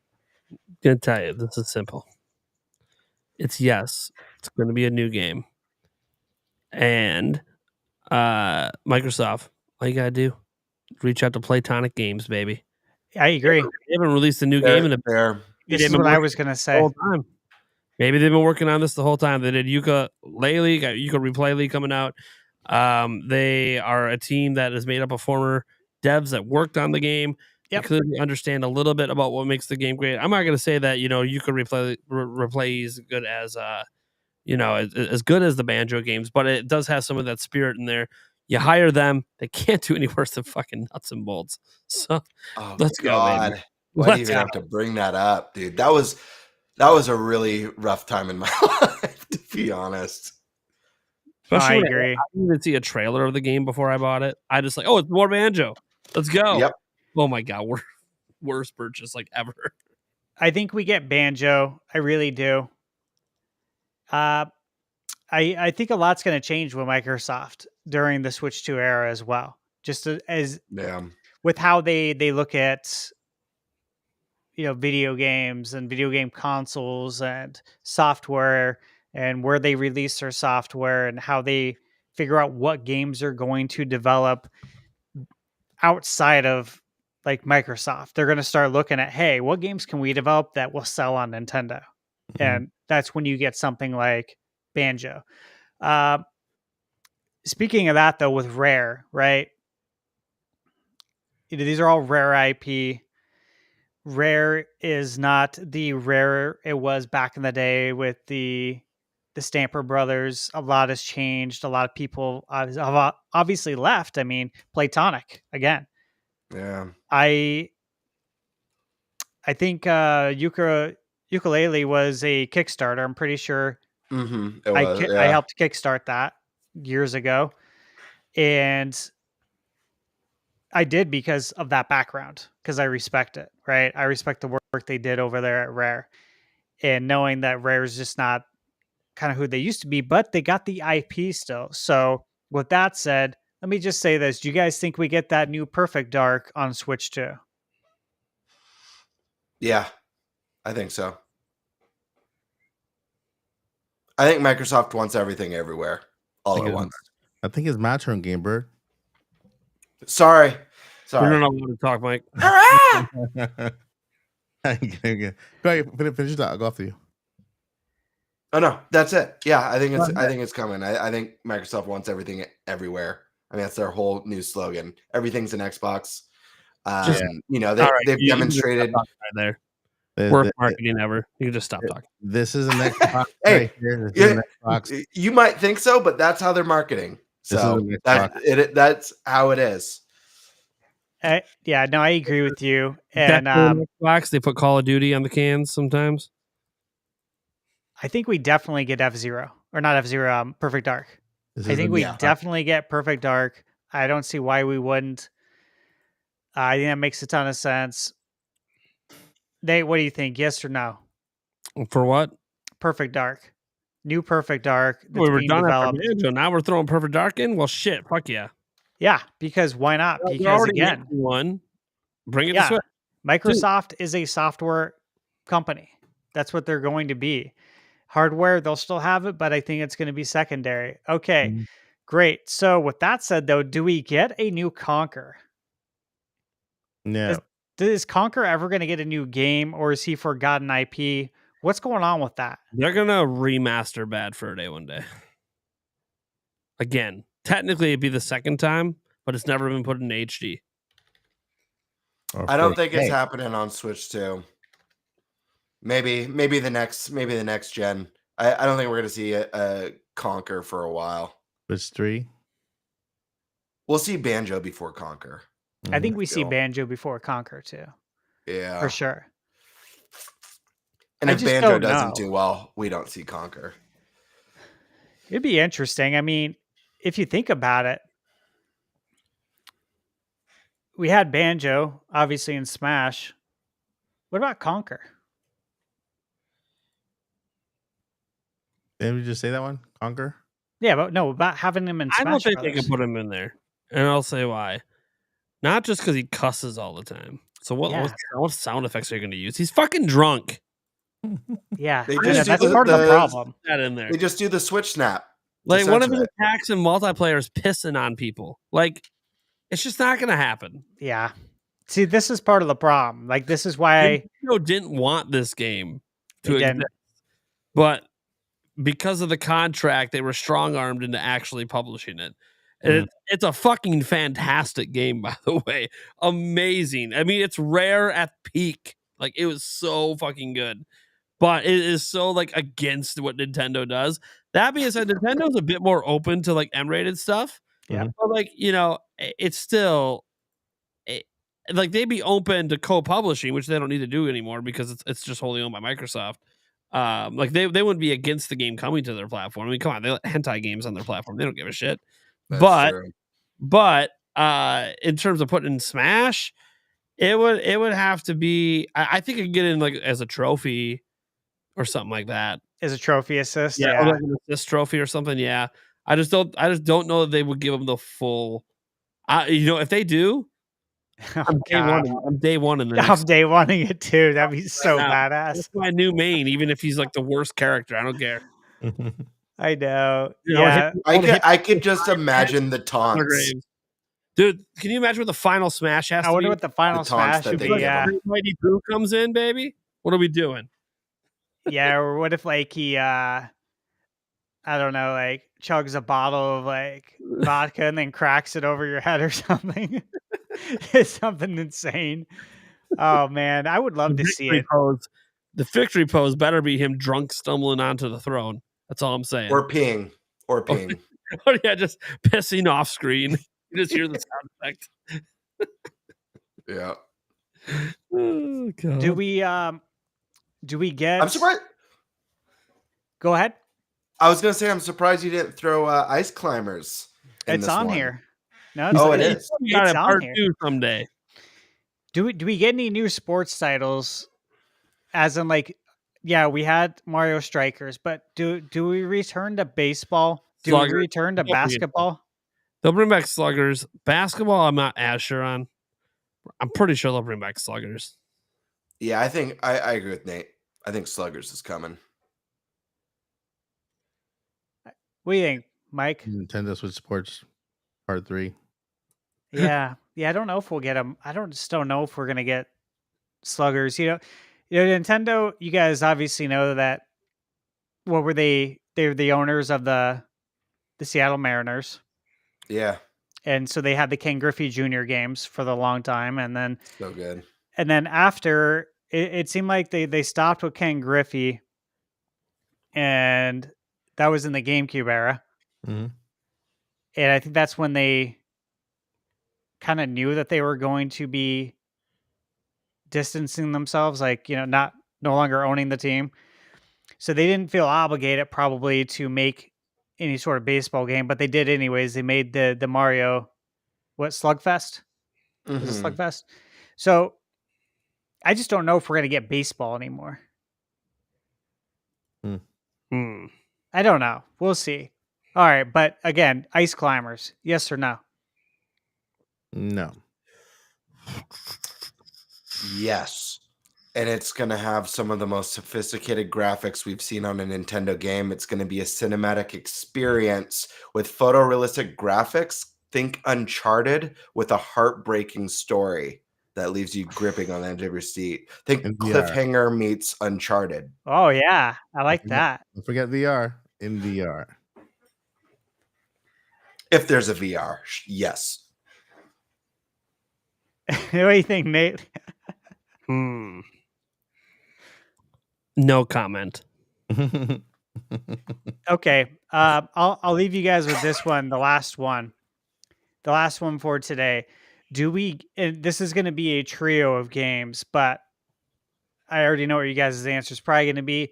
But do we get anything in the Mario edutainment scene, as in Mario Yeah. Paint, Mario is missing, Mario's time machine, Mario typing. Mario's missing. Mario teaches typing, yeah, Mario's missing was kind of replaced by Luigi's Mansion, wasn't it? Hotel Mario.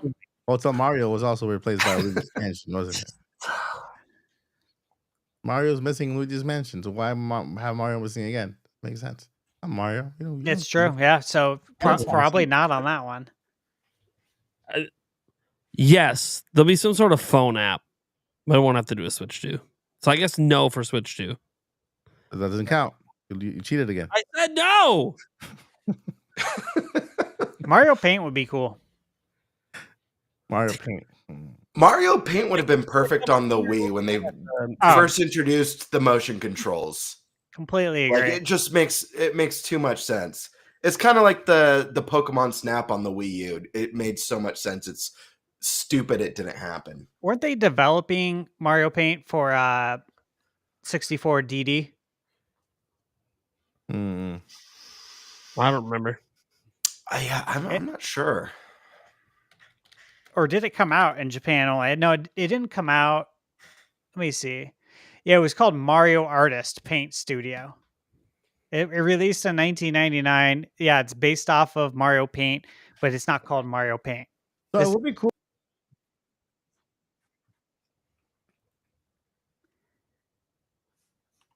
Well, Wow. Mike thought it would be cool Hello? if Mario Paint was released. You thought it was cool if Mario Paint was released. Got it. No, I'm saying if they made a new Mario Paint, like and took advantage of the new functionality of the Joy-Cons and the camera that it has here and the motion controllers, so that you can kind of like point at the TV, it's kind of paint stuff, you know.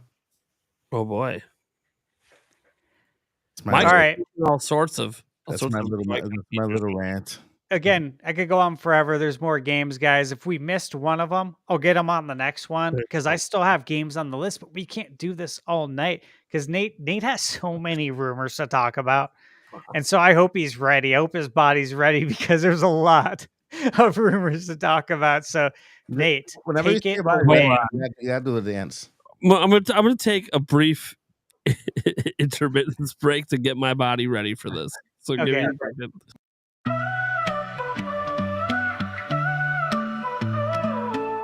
Every day I wake up waiting out the door. Nintendo news I can't ignore. Hovering my finger on refresh, repeat. Searching for the leak, my heart's gotta beat. My body is ready for Switch 2. Can't wait much longer, what about you? Standing in line just to hear something new. Nintendo, come on, give us a clue. Rumors flying, but nothing confirmed. It's been a mystery, my patience burned. Gotta level up with my imagination in this endless game and stimulation. Whoa, my body is ready for Switch 2. Can't wait much longer, what about you?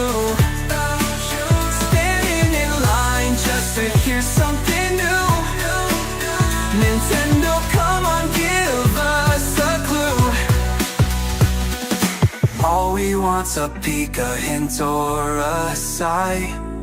Just a little nod won't make us cry. Joy-Cons at the ready, hearts in sync. Nintendo dragging on, making us think. We've been resetting time until we get our love for Mario, it never ends. Zelda's gathered from the nether horizon. This weight is harder than fighting in us thing. My body is ready for Switch 2. Whoa, 2. Can't wait much longer, what about you? About you? Standing in line just to hear something new. Nintendo, come on, give us a clue. My body is ready. My body is ready. My body is ready. My body is ready for Switch 2.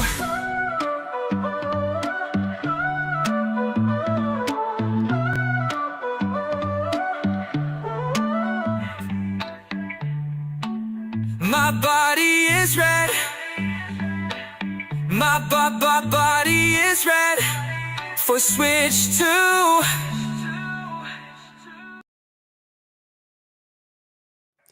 All right, my body better be ready for Switch 2 because Mike's body is ready for Switch 2.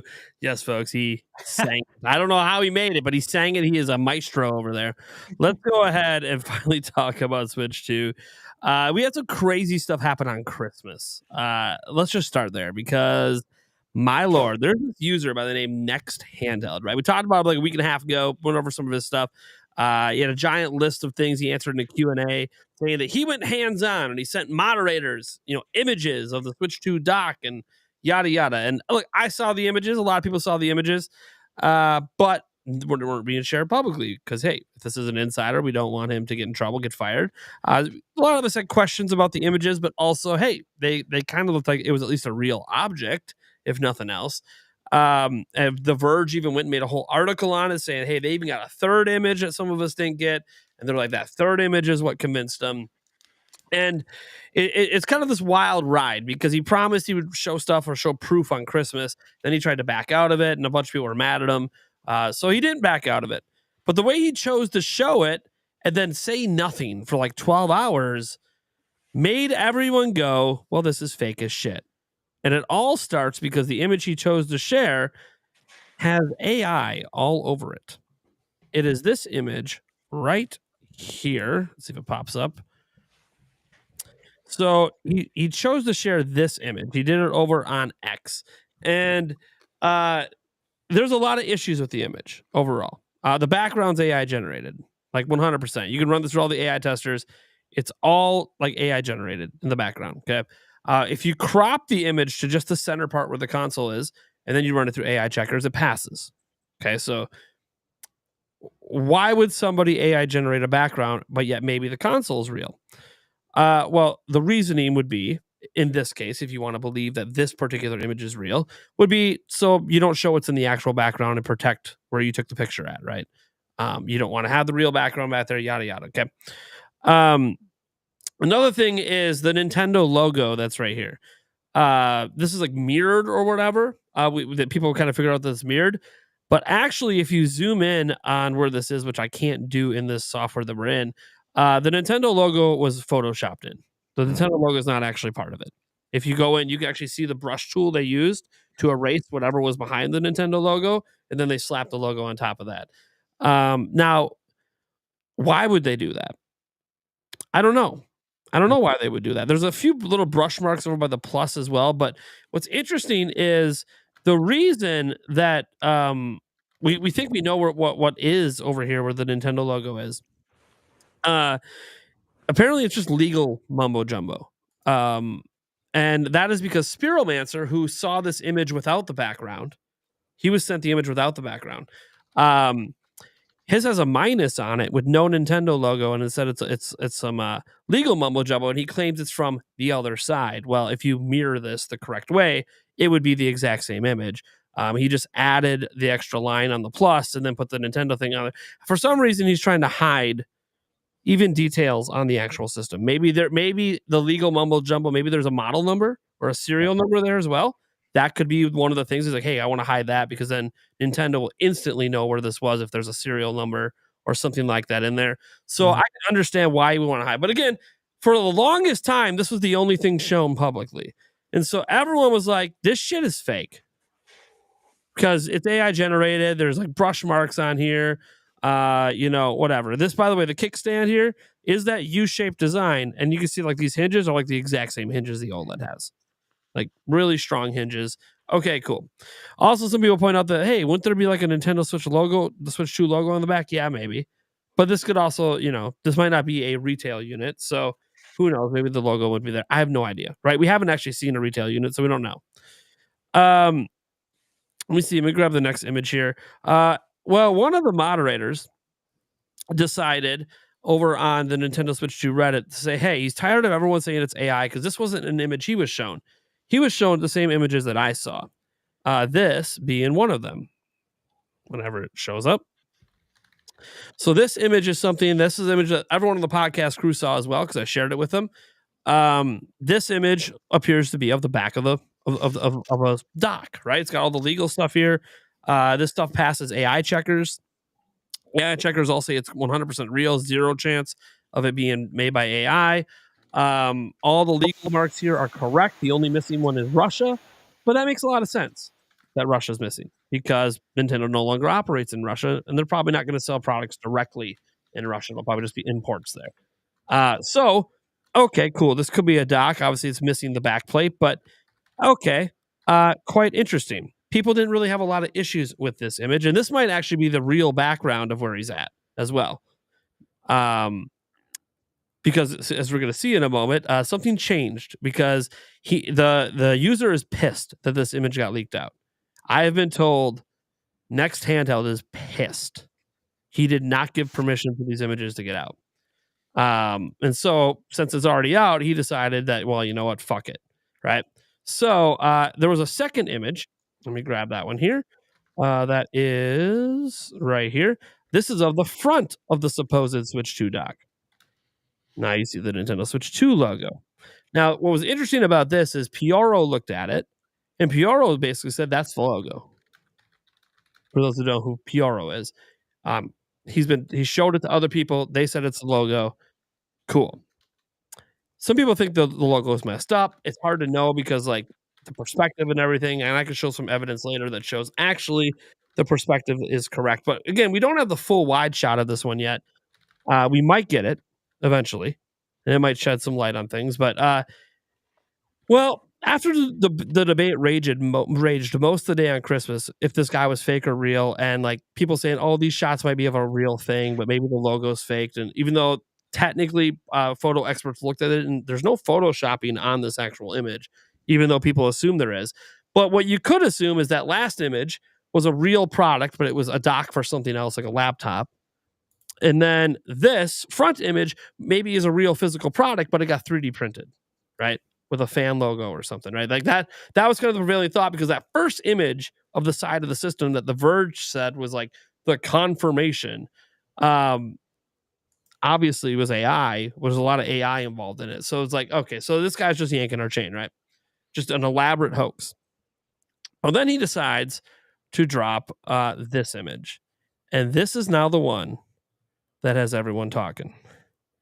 This is the full back of the dock image, not a cropped one anymore.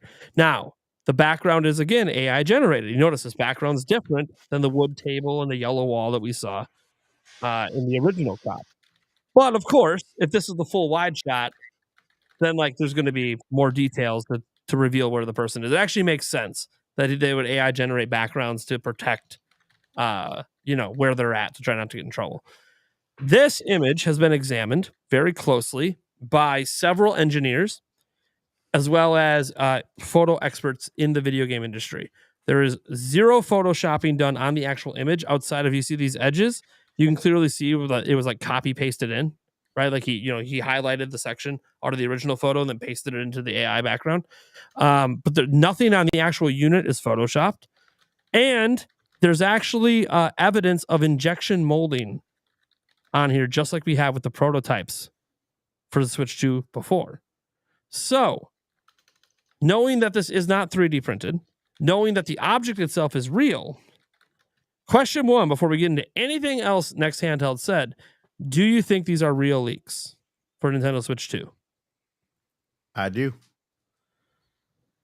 I think A huge chunk of the internet, after actually going through, okay, there's a big chunk of the internet thinks it's fake, right? Especially because of that first image. But the thing is, the people that actually dive deep on these conversations, have them every day, that's where the deep diving went into it, where they're like, actually, no one can deny that this is real. Like, this is a real object, and it is an injection molded object, and no one can seem to find any other dock, because it's definitely a dock. You can see there's a lip here with a gap. You would put something in. We can't find any laptop docks or anything else that looks remotely close to this one. This is a unique item that we've never seen before. Mm-hmm. You know what makes me excited about this is that you could tell already that this has better hardware within the dock than the piece of plastic we have over here, which is just like a little box and just like the little thingy with the little prong, right? Here, you could see not just the right part of it where you have all the outlets for the HDMI, USB-C, and 2 USB-A ports.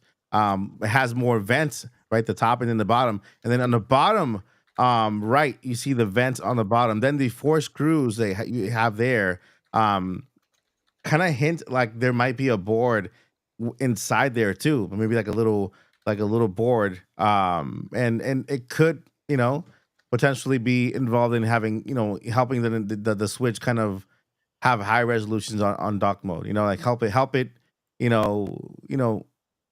process better when it comes to the general consensus, and this is also based on some of the shipping documents, is housed in this fatter section in the on the right is obviously that's probably where all the ports are and everything, right? Yeah, you can have USB ports or HDMI, etc. And apparently, according to the guy, it's got the same stuff as Switch OLED. To much chagrin, some people wanted a USB-C port we could actually use, not just for power, but whatever.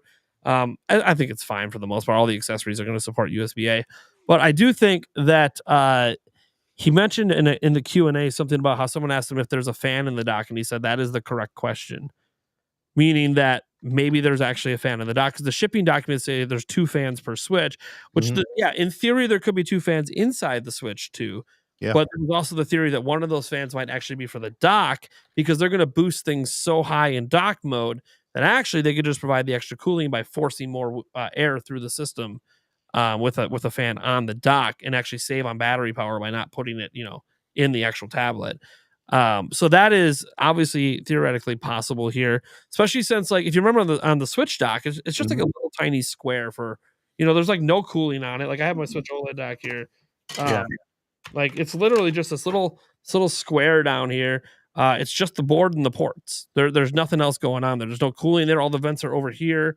But here they got air, here they got air vents on the bottom and up the top, suggesting that there must be some sort of airflow going on inside the dock to have vents on the top and the bottom. Then you have your vents over here, and we know that based on the Switch 2 renders, it brings in air through the bottom. So having the vents down here makes sense. So you wonder if, like, the system is maybe, and maybe the fan is just an exhaust fan. Even maybe it's just like, hey, we're going to suck in all the air from over here, and then we're going to use like the top, and we're just going to suck all the air out the top of it. I don't really know how obviously the Switch 2 airflow design is right now, but it looks like it goes just top to bottom to top, but we don't know 100%. So my consensus here is that this is obviously a real product. This is a real image. There was some theories that maybe it's a third-party dock. But I look at this as this matches most of the descriptions of the dock we've seen. The only thing, like, some people think it's like it's not wide enough. It's just the angle, guys. Like, angle. If you take this and you look at it at a certain angle, it doesn't look quite as wide. So also the dock doesn't need to be super wide, to be fair. I think that this could be real. The dock could be real, which then brings the question, well, then the side view of the Switch 2, if it's mirrored correctly and we, get rid of the Photoshop parts that might be hiding, some sort of serial numbers or something, that could end up being real as well. And it would make sense if because usually serial numbers are hidden, right? Underneath a kickstand, or hey, in this case, in a side rail for the joint. I can absolutely see them hiding a serial number in there, which would explain why they just got rid of it and put a Nintendo logo. And what Spiromancer did not see said Nintendo logo, and Spiromancer has not leaked the image he saw. He just said there was no background on his image at all. So, Yeah. I think that my personal thoughts is I think this is like 70%. I'm pretty sure this is real. It could not be, of course. I don't know. I've never seen the damn thing, but this looks pretty real to me. And that to me makes everything this guy has said about the system matter, because he recently said after this went up, he did get a second opportunity with the system over the last week, and he did get to power it on. So there's some stuff we can talk to about that as well. But first, we got to keep going around. Gamer, do you think this shit's real? You think it's a very, very elaborate hoax? Man, I'm kind of 50-50 on this one. I mean, if it is a hoax, like you said, it is an extremely elaborate one. If all the checks and balances are saying that there's nothing AI about this device, this is a legit tangible object, it is very convincing. However, I lean on the side. I'm in the middle. I lean on the side of I hope it's not the real doc, as well as a lot of the other leaked rumors. I'm leaning on the side of or I'm hoping that they're not legit, and that we're just going to be in for a really big surprise on what this device is actually going to look like. One, because I think obviously it's really cool getting the leaks and having the opportunity to discuss them. But when Nintendo hits you with something that you're like, oh my gosh, this is the Switch 2, we were all wrong, this is it. It's a really cool feeling. So I still want that shock value. The other part of it too is that makes me hope some of these aren't real and kind of edge me closer to the 50-50 than maybe the 70% on these are real, is that everything we've seen leaked for the Switch 2 looks so similar to the Nintendo Switch. And obviously it's a successor, it's a part 2, but I feel like it needs, other than the logo having a 2, I feel like it needs more of a visual indicator that this is the new piece of hardware, whether it's the dock having a radically different design, which this one doesn't, or the device having some big distinction between the two. From what we've seen, lots of it's been those white Joy-Cons on the bigger screen with the buttons in the back. And at first glance, it looks just like an OLED. When I think that the Switch 2, it's a great naming convention, but when I think PS1 to PS2 to PS3 to PS4 to PS5, they look radically different. They have that same order of naming conventions. Nintendo, even the NES to the Super Nintendo to the 64 to the Wii. Yes, go ahead. Sorry. So you mentioned all the PlayStations, right? Obviously, use the numbers. Yes. What are you looking at when you're playing a PlayStation? You're looking at the TV. Has your TV changed a whole lot? No. Okay. Switch has a screen on it. Do you really think it's going to change a whole lot? No, but when I think of the jump from the DS to the 3DS, but the 3D going to look like a DS a little bit, but I don't want to go over and grab them. The 3DS looks like a more sleek, modern, and premium device. At first glance, the photos we've seen of what may be the Switch 2, it's hard to distinguish it between an OLED.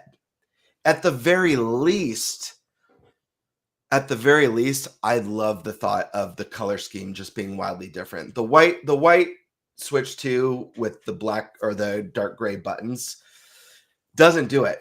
Release an indigo colored one.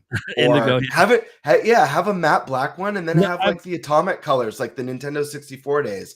Something that I have one other this is a cool new device. I think the white and the black is so similar to your base gray Switch and your Sure. white OLED. So like that part of me leans me 50-50 because I do wonder, like, is it going to look that similar? Will it have that kind of modern edge? And obviously some of these leaked photos, the dock, you know, it has this rounded back. There's obviously something different about this. I like the idea of the front's also shorter. You can see in this photo the front. Yes, you can tell it's a little shorter. Yeah. I love the idea of the open Now, front. the dock, one difference I see on this dock, some people mention, oh, it's not wide. I think the dock's taller. And that's why taller, yeah. Yeah. Like it's a taller dock. So the dock it's bigger with a shorter front, rounded back. That's already like pretty significantly different than the current dock. It is. It No, I think some people were thinking significantly different. Just get rid of the front, let the screen be exposed. Yeah, but I don't think they're going to do anything with the screen being exposed at all. I think it's maybe not. I think that covers there to, like the front part they feel is important for two things: branding. There'll be a Switch 2 logo there, and then so when everybody looks at your TV and sees a dock, it says Switch 2 just right in front of your face. And then 2 is just, you know, basic protection for kids and stuff when they're pulling and putting it in so they don't drop the damn thing. It's kind of one of those, like, if it ain't broke, don't fix it. And I say that about the dot design because I feel like that's reminiscent of what we've seen with these 3D scan third-party accessory mock-ups that we're seeing. Because, like, yeah, maybe my counter of has your TV changed much? No, the console can change all you want, but you don't really look at it when you play games. A device you look at every day is a phone. Can you tell me which iPhone this is? Right. And I totally get that. I understand what you're saying about the phones. Consumers I don't think it's the difference. You know, consumers don't need like drastic changes. You know. Yes, and I totally get that. I don't think I think you want it. You want it to be drastic. yeah, I just want it because as believable as a lot of these leaks are, a lot of them make so much sense. And like you said, this looks pretty damn legitimate. I hate like the boring side of how they look. And again, that could be solved with colors. I know with some of the leaked images, and I apologize for being so long-winded. No, some of the leaked images had kind of like, how do I describe it? Like the edges of the Joy-Cons had more of like a sharp kind of curvature in them. There was some of them, it almost looked like it kind of like indents a little bit, like a little bit more grip. And that's cool to me. If that's something that I can see and feel, I'm like, oh yeah, this looks and feels different other than the screen just being bigger, then right on for that. But right now, like part of me is like, I don't know. I'm just 50-50. I think it looks a little too samey, a little too boring. Even if the 2 had like, didn't just look like that generic 2, maybe the 2 was kind of like a fun looking 2. I think they don't do the fun looking 2. I'll tell you why. I think they're going with like a professional looking 2. They know what the audience for Switch is. They have the numbers. Adults like sleek, simple designs. Think about the operating system on Switch. It's very simple, very sleek, very easy. Look at the Switch logo. Very sleek, very simple. Even the click sound makes sense because you're sliding it. The logo slides. Like everything just is in symmetry and just makes sense. And it's a very like when Switch came out, it felt like a very premium device. At the time. Now today, maybe it doesn't feel as premium, but you put a Switch OLED up next to your phone, it kind of feels like a premium phone. It kind of feels nice in that way. And I feel like Nintendo, again, we haven't seen this damn thing, right? We don't even know for 100% sure it's called Switch 2. We think it's called Switch 2, but we don't know. What I find interesting is if they did just go for what basically looks like a Switch, and I think it fits for some simple reasons. If it is just a sequel system or a successor, as they keep calling it, well, Switch is a family of systems. They talked about this a long time ago. Mm-hmm. So the Switch family of systems, a Switch is going to look like a Switch, and it's going to keep looking like a Switch until they're not making Switches anymore. And just like a phone looks like an iPhone looks like an iPhone, and it's going to keep looking like an iPhone until they make a folding one or something else, right? And they might come up with a different brand name for it. They probably won't. It'll be iPhone Fold, or I don't know. You know what? It has to be some made up Apple term. So never mind.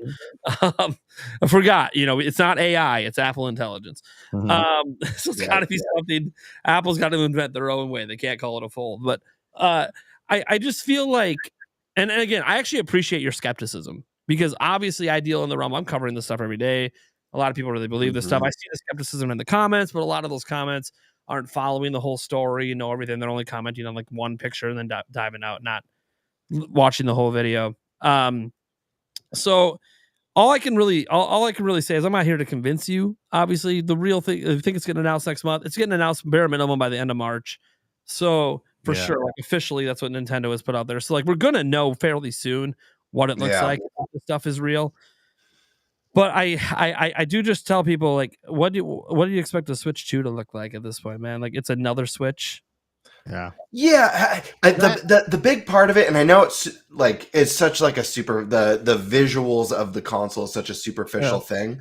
I think the big part of it is seeing the white Joy-Cons with the black buttons.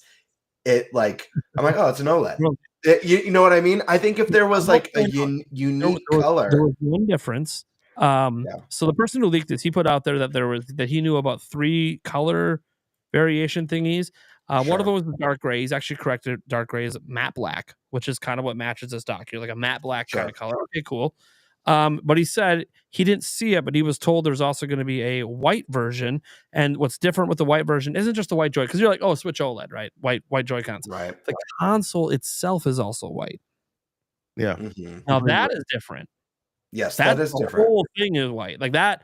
Now I don't know if that's going to be at launch. They're going to have those 2 color variations at launch, because remember they technically had 2 color variations for Switch at launch with the controllers, right? We had our neon red and blue, and then we had our black or our gray, I guess they call it. So I could see, are they going to launch a black and a white one? I mean that would actually be fairly unique, in terms of that white one. And I can see that white one being what a lot of, like, if the white one's real and they announce that, I can see that being what a lot of those YouTubers use, because that's the one that looks drastically, like, color wise different. From anything we've done before. And then he mentioned obviously one that will have a 9. So it's related to a game with a 9 in it. Everyone jumped to Mario Kart, of course. I don't think this is going to be at launch, by the way. This sounds like a special edition. Yeah. But it could be Mario Kart that happens later down the line. It could also be Final Fantasy IX Remake, which is rumored to be happening to Square Enix. Seems like Square Enix is all in on Switch 2. So if that's the case, and they wanted to partner with them to make a really big deal about Final Fantasy coming back to Nintendo, I could see them being like, hey, let's do it like we did with Monster Hunter. We did a really big Monster Hunter themed one in Japan. Let's do a Final Fantasy themed one for Final Fantasy IX Remake, and like really let the world know Final Fantasy's back on Nintendo. And again, Final Fantasy's been on Nintendo, but it's just been bringing the retro games back, right? Like we haven't gotten any modern stuff. So, so that would be kind of cool if that was the case. I'm all for it either way, because they never did a Mario Kart themed Switch. Despite 60 million plus 70 million, we never got a Mario Kart theme. So I'm cool if they want to just start right out the gate with a Mario Kart themed Switch within 6 months. That would be sick. But anyways, Can I add real quick? Was there a leak? I maybe I'm just like misremembering, but I do feel like one of the leaks showed that like the Joy-Cons had kind of more like sharper edges instead of squared off, like a little bit more rounded and sharper, and a little bit of like it tapers in the middle of the Joy-Con. Is that correct, or am I? So the 3D scan, I've seen the 3D scan. I wish I had the files, but I've seen pictures of the 3D scan, and we've seen it on some of the print offs. So the Joy-Cons, they look like, if you just glance at it, it looks the same. If you just take a quick glance, but they're actually more ergonomic. They're still flat on the back, but they kind of tapered it in a little bit towards your palm, so it sits in your palm a little bit better and nicer. And then it's even going up, it's not like straight up. It's kind of like it goes like this and kind of curves up a little bit, then back in to add a little more, curvature to your fingers when you go around it, to be more natural instead of being like a 90-degree turn, which is kind of what it is right now. Sure. So it does sound like improve some ergonomics there, but it's kind of like they did it in subtle ways rather than like you could just glance and tell right away. Right. Yeah. Well, maybe if these are real, and when Nintendo officially reveals this the way, and this stuff is indeed real, maybe getting that quality trailer, we're going to see maybe some of those more premium or modern upgrades. If the magnetic stuff is real, you just know every commercial is going to be zing! They're just going to emphasize I want that. I want them to keep that snap sound, but to update it to incorporate some sort of a magnetic pull. Yeah. Yeah. So adding to the whole color scheme and Nintendo, right? One thing we have to notice is that Nintendo has finally perfected the form factor they've been working on for the past since the 80s. They've been releasing 2 consoles every single generation, and this time they're down to 1 console that is hybrid. And so no matter what, moving forward, they will not go crazy when it comes to the form factor. They will keep it similar, maybe adjust the Joy Cons a little bit, different controllers in different shapes, but the screen will always be the same, maybe bigger, maybe flatter, maybe thinner. But the form factor, they are there. It's I think it's perfect. They can only improve upon that. When it comes to the design factor, working with Apple for 10 years now, I can tell you that white and black are the general tech theme colors. If an iPhone launches, the first one is white and the second one is black, and then in between there's different colors that they will launch later on. For example, the Joy-Con. So I can see exactly where you come from, gamer, because you are an artistic person. You like art. You are an artist. You're an actor. So basically, it's like when you're looking for something explosion of colors, something that's not boring, something that's completely different than what you've seen already, just to kind of capture your imagination, right? It's true. At least the buttons, even like the Super Famicom colored buttons would be like a visual cue. Yes, new buttons, And Nintendo, unfortunately, being a tech company, will not go that far. They will just kind of give you iterations, especially with Furukawa. Furukawa is a safe man. He's a money guy, and I trust me, Furukawa will take Nintendo to new heights when it comes to their financials, their profits, and everything, just because of his mindset and what we've heard so far with what's happening with the Switch. I believe this. I do believe this is a real dock. Just because I don't know, some feeling I have, and I love the fact that the back of it's completely round, because even with what you're seeing here, you can see the missing part, right? There's obviously the missing part. Yeah, the 2 prongs that are there, where you connect the missing part, and then towards the bottom there's like a little dent below guide clip thing. Yeah. So you can kind of guide it down and then clip it up like that. I'm excited for what Nintendo's doing, but I can actually relate to Gamebird, as somebody who likes the art as well. I want to see color. I want to see something that kind of gets you exciting, and also the leaks kind of take away the fun of the big reveal, the big stage thing, right? So yeah. Well, say that if the big reveal is that it looks like a lot like a Switch, then that's not really like what's exciting. It's the games. The games, yeah, I agree. And you're absolutely right. That's why I said I know this is like a superficial thing. Yeah, I'm gonna be pumped. There could be zero difference. Yeah, it looks between just the like way an it OLED, looks. and yet, dude, you show me a game that blows my fucking mind, I'm there day one. Yeah, I'm getting Mario and Zelda in maybe 4K and with DLSS upscaling and beautiful visuals. Seeing what Nintendo does with their own IP on more powerful hardware. I'm sold no matter what. I'm gonna be hyped. I'm gonna think it's the coolest thing no matter what. I'm just saying, from these, I'm 50-50 on it. Part of it is that it's so similar. It's got a little bit of a boring factor to me personally that makes me be like, well, I don't know. Will they make it look so much like the OLED? And maybe they will. But regardless, I'm going to be stoked. I also like the idea of being blown away and be like, wow, we were all way off. That's always a cool feeling too. Before I get to Dash's thoughts quick, I'll bring up this one super chat that we had, because I think it's a little bit relevant to it, because everyone thought the Switch Lite show was fake as well. Because the Switch Lite show came out, some of the text was reversed, which I guess if people don't know, that's actually very common in manufacturing for pre-production of final units. They reverse all the language so they know that like, hey, this is not a retail. This is basically retail, but this is not meant to be sold. This is just for testing purposes. So even though we're not seeing that here, which makes us feel like this could be a retail final version of the dock, it's important to know that like everyone thought that was fake as well back in the day, and it turned out to be real. Same thing happened, by the way, when we had the leak for the Tears of the Kingdom Special Edition. Mm-hmm. Everyone thought that was fake as well. Yeah, we had the box and everything.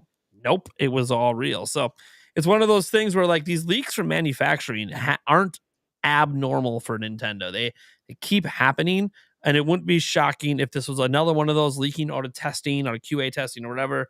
The stuff is maybe getting out there, but we'll see. We don't know because again, it hasn't been revealed yet. It's not like the Switch Lite where they ended up revealing it. And we know. Well, okay. How about now, Stash? Do you think this is real or do you think it's fake? I'm leaning towards thinking it's real, and it's a gut feeling.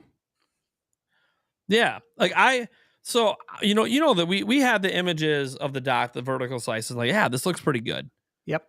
But also it was like, but whatever. Then he drops the AI image thing, and you're like, man, maybe this is an elaborate hoax. But then he drops this, and I'm like, well, oh shit, it's injection molded.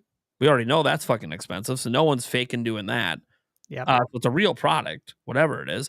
My whole thing is like he showed this, so like why not eventually? And he might drop it over time because like at this point, if he was going to lose his job, he might as well milk the fuck out of this, right? I mean, I'd do the same fucking thing if I'm about to lose my job.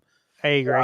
So like we know he's got a full shot of the front because he already showed the vertical slice with the logo. So we know he's got a full shot of the front that he could show anytime, and that might tell some details. Maybe he's got other shots of the actual console he hasn't shown yet, so who knows? And again, this obviously you care if it's real, if it's not real, whatever. I mean, the bottom line is the games are why we buy systems anyways. But I do think it's interesting because there's a whole bunch of stuff going on with this. Like if I let me share my screen here.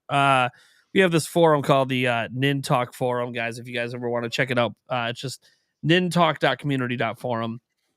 And all the leaks have been kind of getting posted up here in this thread. And there's some interesting stuff to like bring up here. Like this is where someone was trying to point out that like the logo doesn't match up, right? Like the angles aren't correct, even though it's not photoshopped.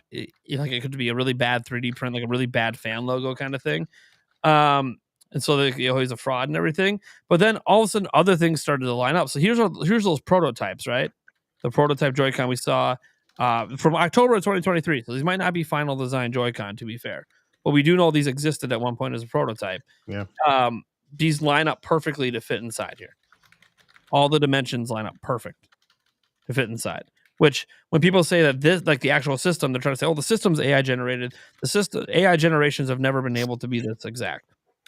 Not yet, anyways. Someday, maybe, but not quite yet. So there's that.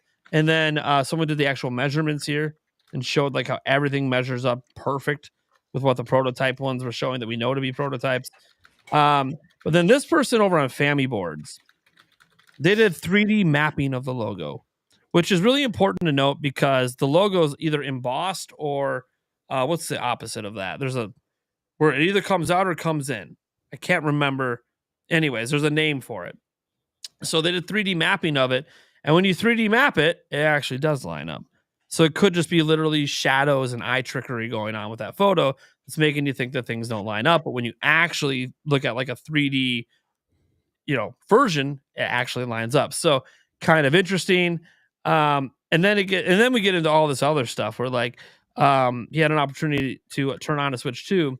And it says, I actually had to turn one on finally. It was a series of testing JavaScripts to see what hardware checks in for QA. Well, some of what I know is through engineers who have the console. I can, of course, confirm what he's seen. Now, he mentions later that he saw, what was it? That his available things he could test, and were all pass-fail, were battery, microphone. So that's cool. Now, we've already seen in the scans that there might be a microphone, but it's like, it's the first time we've seen it mentioned by somebody who might have touched one. And then I forgot what the other one was, screen or something. There were just like very basic functions. And this person, as a former indie dev that worked with Switch games, he came in to say like they wouldn't have JavaScript for QAing the system because the system doesn't use JavaScript that way. But he does say that doesn't mean that he's lying, because while there wasn't any JavaScript for the SDK for Switch, just a C++ one, he does wonder if they were actually testing a built-in WebKit browser applet.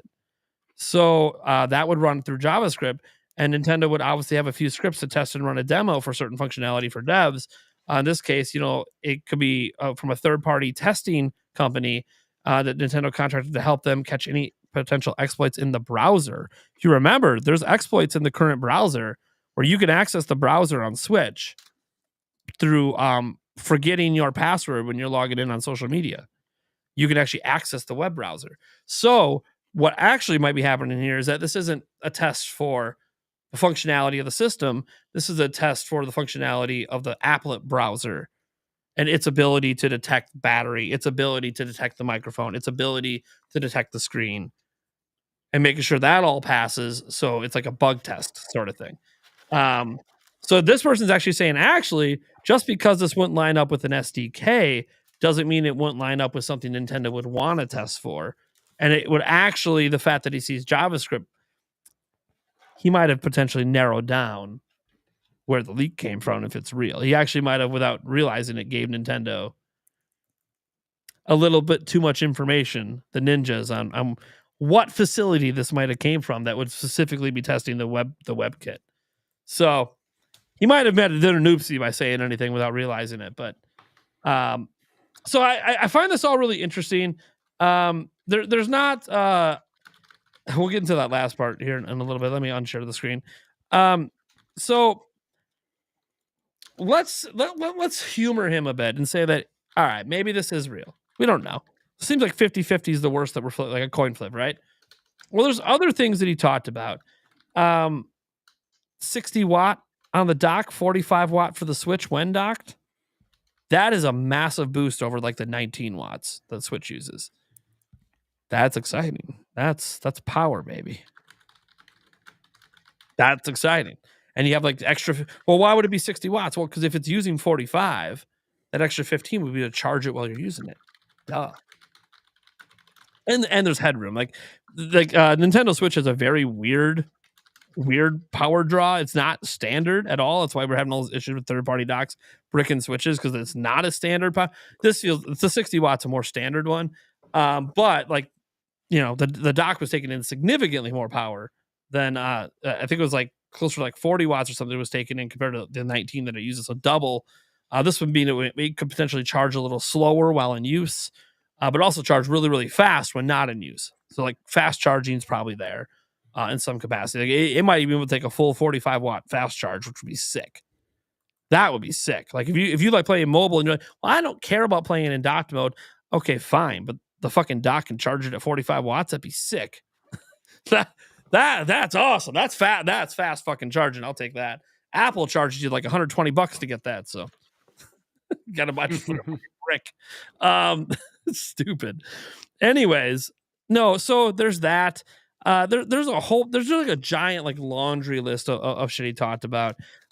Most of it I would say is not like super exciting because again, he didn't get to play any games on it or really talk in that way. It's just like, how does it feel? What do the buttons do? He said like those buttons on the back are the extra buttons are just release buttons. That's what they are. That's what he used to release it. He's also claiming that now that I'm looking at some updated stuff, that basically the Denver Bronco colors are one of the color schemes at launch. The blue and orange. At launch? At launch.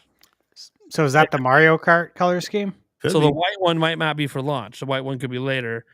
So matte black and then the Bronco color. Hey, is that related to a game? I don't know. It might be. Kind of like how like the white OLED has like, the white things that came out with Metroid Dread, which was like a white theme, but it technically wasn't a Metroid theme system. Could this be related to a launch game? I have no idea. Nah, I just think that they were really thinking of Game Bird here with color. I also think that it feels really close to neon red and neon. It's just like a different shade. Like these right here. Yeah. Yeah. So I don't know. So there's that. I don't know if he's going to tell us anymore. I'm sure he will. And again, I want to remember this could be a really elaborate hoax. Do you guys remember the Grinch leak back in the day? Anyone remember the Grinch leak? It was a Switch related leak and it was totally fake. It was completely fake. But everyone believed it for like a month because no one could debunk the images. So I'm going to sit here and be like, I got to be a little careful here. Like, I know, guys, I'm leaning 70-30 on this being real. And to be clear, it helps that Pioro is kind of like, that's the fucking logo. Oh, by the way, 70% of what this guy said, yeah, I already know that to be true. 20% of it, I just don't know because it's not something I've talked about the devs with.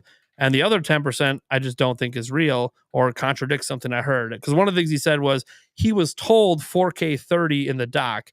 That would be pretty contradictory because the Switch OLED dock can already support 4K 60. The Switch just doesn't output it.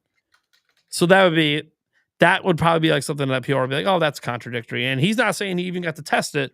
That's just what he claims someone told him. So Pioro kind of coming in and being like, well, he looked at the image like, he's like, I don't know if this shit is real, but Pioro looks really excited because he keeps passing the images to his dev buddies and his dev buddies are just nodding their head. So I'm like, all right, so Pioro's fucking on board. Mm-hmm. The bird is on board. And that just makes me more excited. But then I'm like, but what am I getting excited about? Bird is the word. I'm getting excited about a dock with a round back. Right. And that looks like a Switch OLED. Listen, What? I have a number here for you. Exactly. Whether it's real or not, it's not going to change my day to day. I'm still going to wake up. I'm still going to work. I'm still going to do the same things I do every day. You know what I mean? Are like you? once we see the games, Are you? You're gonna Really? be- yeah, right. Really? Life Are you? will go on just as normal. You're going to be dreaming round Yeah, backs, we'll see about that, pal. round backs all night. What is this, Mike? What are we doing 13 for? What are we doing, Mike? That's the same exact days we have till January 8th. Yeah, we're gonna get to yes. Yeah. That's next. That's next. So separate from all of this. All right. Completely separate, different person. Oh, I will note that he said he heard someone say like mid-March for when it's actually coming out. Who the hell knows? We've heard March, we've heard May, we've heard June. Who the fuck knows? All right. But you guys remember the old Weibo leaker? The old Chinese guy who got all the things right for the June Direct. Yeah. He started doing a countdown. And the countdown conveniently was going to end on January 8th. So everyone's like, oh, he's obviously teasing the Switch 2 reveal date, right? That's what Mike was referencing, the January 8th. And that is one of the weeks people do believe it could be revealed in January. The people that the dates that people believe the most are the second week and the fourth week. Some want to go fifth week right before the investors meeting. Some want to go first week of January or first week of February, whatever. Point is that is one of the weeks believed that it could happen. It's the week before Donkey Kong. And people are like, well, the week before Donkey Kong, maybe they don't think it's going to be a big seller. Maybe they don't think it's going to hurt sales because they're announcing backwards compatibility. And they'll show Donkey Kong in the trailer. Who knows? Because maybe it'll have improved visuals or 4K textures or something. Who knows? But the big thing about this countdown is that he deleted all of his posts after it gained traction, which, by the way, he deleted all his posts last time he got covered about a January reveal and a March release was what he got covered for. And he deleted all the E3 posts, not the E3 posts, sorry, the June Direct posts, because he was getting attention. And then he privatized his accounts. So only people that follow him can see what he says. So this countdown was going under the radar for a little bit. And then it caught the public eye because obviously people started following him. And so it got out. So he deleted everything. Then he went and updated his profile and put out a new message. He updated his profile and said everything that he's ever said about Switch 2 came from Family Boards. The problem is nothing he said was ever posted at Family Boards until he said it. Trying to protect himself. Yeah. So like, okay. And then he came out and said, no, I forget which game it is, but he said the countdown wasn't for Switch 2. The countdown was for the beta test of this one game. That beta test is actually a week after the 8th. So it doesn't even line up with the game he said it was a beta test for. Not even in Japan. Japan does not have a different beta test date. It is literally the week after. It's the week of Donkey Kong, the beta test for that game. So it's literally not a countdown for that. And people think, because he obviously deleted all his other posts, that the number one thing he's worried about is the ninjas coming after him. And so now it's like, oh shit. He thought he was safe because he privatized his account. Shit still got out. Now he's like, oh fuck. No, guys. Nintendo, if you're looking at me, it's all from Family Boards. And I'm just hyped for this one game. And I just was wrong about the date. So the thing is, the guy's biggest claim to fame is that he leaked the entire June Direct. And I mean like exact games. Like all the big announcements weren't anywhere else. He just flew under the radar because he was on Weibo in China and nobody was paying attention over there. So literally nobody knew that he just leaked the whole Direct. Every big game announcement, all of them. There was no other place on the internet that had this level. There was like a game that maybe leaked out. He had all of them. So, okay, cool. And if it's revealed in January, that would be another check mark that he was right, because he was one of the people that said January. So obviously, there's the whole, do we think he's hiding his tracks? Do we think he's scared because maybe he works at a manufacturer or something? Do we think January 8th is a realistic possibility? Or do we think this is all just, hey, we're hungry. It's the internet. We want everything Switch 2. And you know what? This just conveniently fits into that mold of more and more Switch 2 stuff. Or do you think there's something to it because he was so accurate with the June Direct before he deleted everything once he got attention? Let's start with Stash. I tend to lean towards believing this. I think there's some stock there. I mean, And look, January 8th. It's 2 weeks. yeah, as far as January 8th, look, these are all things that we've discussed, right? Yeah. On the podcast in the last few weeks. And one of the things, I believe we brought it up last week, is that Gaming 32, I want to just answer this quick. He has stopped the countdown. He's no longer doing it. okay. Even though it wasn't about Switch 2. So then why not continue it? Yeah, no, I agree. Yeah. I just kind of look at it as we're continuing to get more and more leaks, right? And we talked about this. Does that make Nintendo want to reveal it possibly sooner? But then we talked about, well, ultimately, if the games get leaked, if a game gets leaked, then That's a big deal. that's a huge deal. What we're seeing right now, man, this is like free marketing in a sense also for Nintendo, depending on how they want to look at this. It's free hype. Like, we're getting excited about this stuff. Everyone Everyone's is. talking about We're it. hungry. It also might be beneficial in a way, because if people were expecting, like Game Bird is, something that looks drastically different, but it's not, it's almost like an icebreaker before the reveal. Yes. Yeah. Yeah. So maybe they Absolutely. didn't care. Well, I mean, I'm sure they care, obviously, but because even Kit and Krista believe that next handheld's legit. They've said that already publicly.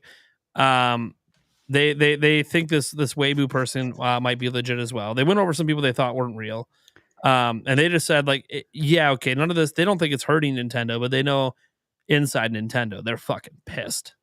Yeah, they're pissed. Yeah, But at the same, pissed off. But at the same time, I don't think, let's just say, for the sake of argument, all these leaks are 100% real. Like, we are seeing the Switch 2, we're seeing the Switch 2 dock. Everything, as far as visualizing the hardware, is just out there now. Except for sending lawyers to people and legal team to people, I don't see Nintendo as a reactionary company that's like, oh, it's leaked, we need to get something to reveal the system. So I don't think that's going to affect. It's Nintendo. I think other companies do that for sure, but not Nintendo. At least they don't have a strong history of doing that. They'll just stay quiet, and it's always on their terms. When we want to do it, we're going to do it when we want and how we want. So, but I do think January makes a lot of sense. I'm curious at what capacity we get this reveal.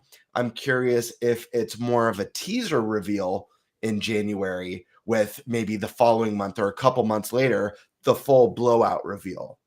Kind of like how they did with the first Switch. Obviously, there was different conditions for that. The Wii U was a failing system. They wanted to get, some messaging out there, but I don't see harm in giving a tease of what's next and then being like, stay tuned in 2 months. We're doing a full-blown direct with the first year and a half of Switch 2 games, yada, yada, yada, where we deep dive into the features of the console and what you can expect. And then it gets people amped up. We got a taste. This is the Switch 2, and in 2 months, we're getting the full course dinner. So I wouldn't be surprised to see something like that. Maybe they just jump right into, here's Switch 2, and here's everything you can expect in year one. But we'll see. I do think January makes sense. I mean, from from what I recall from a lot of inside sources earlier in the year, it sounds plausible that Nintendo was planning at some point to announce / reveal Switch 2 this year. But I've heard different things. I've heard that they want to make sure they have a really strong lineup, and that's why they pushed it back. I've heard that they want to fight manufacturing shortages, and that's why they kind of held off on stuff. Who knows what the real answer is? But it's even got more complex than that. Yeah, that's because I asked them. You know, they talked to me, and I just read please don't reveal it this year. I just read something within my wheelhouse that completely convinced me that it is February and not January. What's that? So apparently, I'm pretty sure you probably already read this, and it's probably on your list, Nate. So I'm sorry if I'm going ahead. Pharrell Williams and Sabrina Carpenter are involved in Pharrell Williams' company.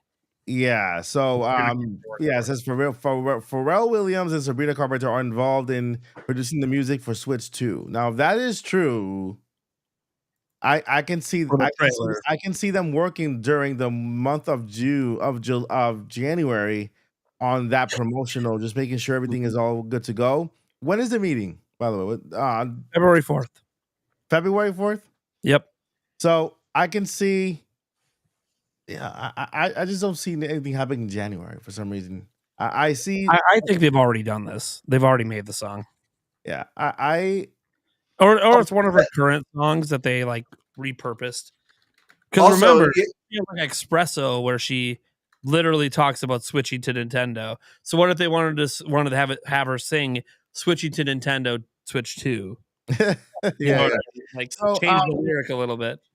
I think that in January we will get an announcement for a special direct in February. That direct will happen. So an announcement of an announcement after that announcement will happen. You stated last week. That direct will happen after the meeting. The reason why I say this is because Furukawa said he's gonna just drop things in phases, right? There's been phases. The first phase was announcing that he will be dropping things in phases, and then the second phase is announcing more phases. So right now, the first phase was I think first phase was May when he said it would be an announcement before the end of the fiscal year. I think second phase was backwards compatibility. Yeah, that's the second phase. And phase 3. You know? And phase 3 is coming in January. It's going to be the announcement of an announcement. Yeah, he's gonna. February we're having a major announcement, a special Nintendo Direct where we will announce the Nintendo Switch 2, sure, and of course, the rest of the lineup for 2025. So you think it'll all be in one direct? Yeah, I think so. For Switch 2. Okay. So it's possible. I'm just story, not sure. To complete this story, so Sabrina Carpenter, for those that would be like, oh, would they really use that? You know, because she's kind of in her concerts and doing the nonsense thing and kind of making sexual references. For starters, name an artist that doesn't. Any popular artist. They use John Cena. Do you know some of the stuff he said? He came in at the back end of the Attitude Era. Come on now. There's some not so family friendly statements that he's made in the past. But who cares? He's Peacemaker. He's literally Peacemaker, which is very raunchy. So yeah, okay. So there's that. So one, Nintendo's already used someone with Switch that has a good image, but does some raunchy stuff sometimes. But besides that, Sabrina Carpenter has been a massive Nintendo fan, like legitimately a massive Nintendo fan this whole time. Recently seen playing a 3DS for crying out loud at a major event. A 3DS, by the way, not a Switch. Kind of weird, but hey, you know what? She loves her 3DS and games on it. That's fine.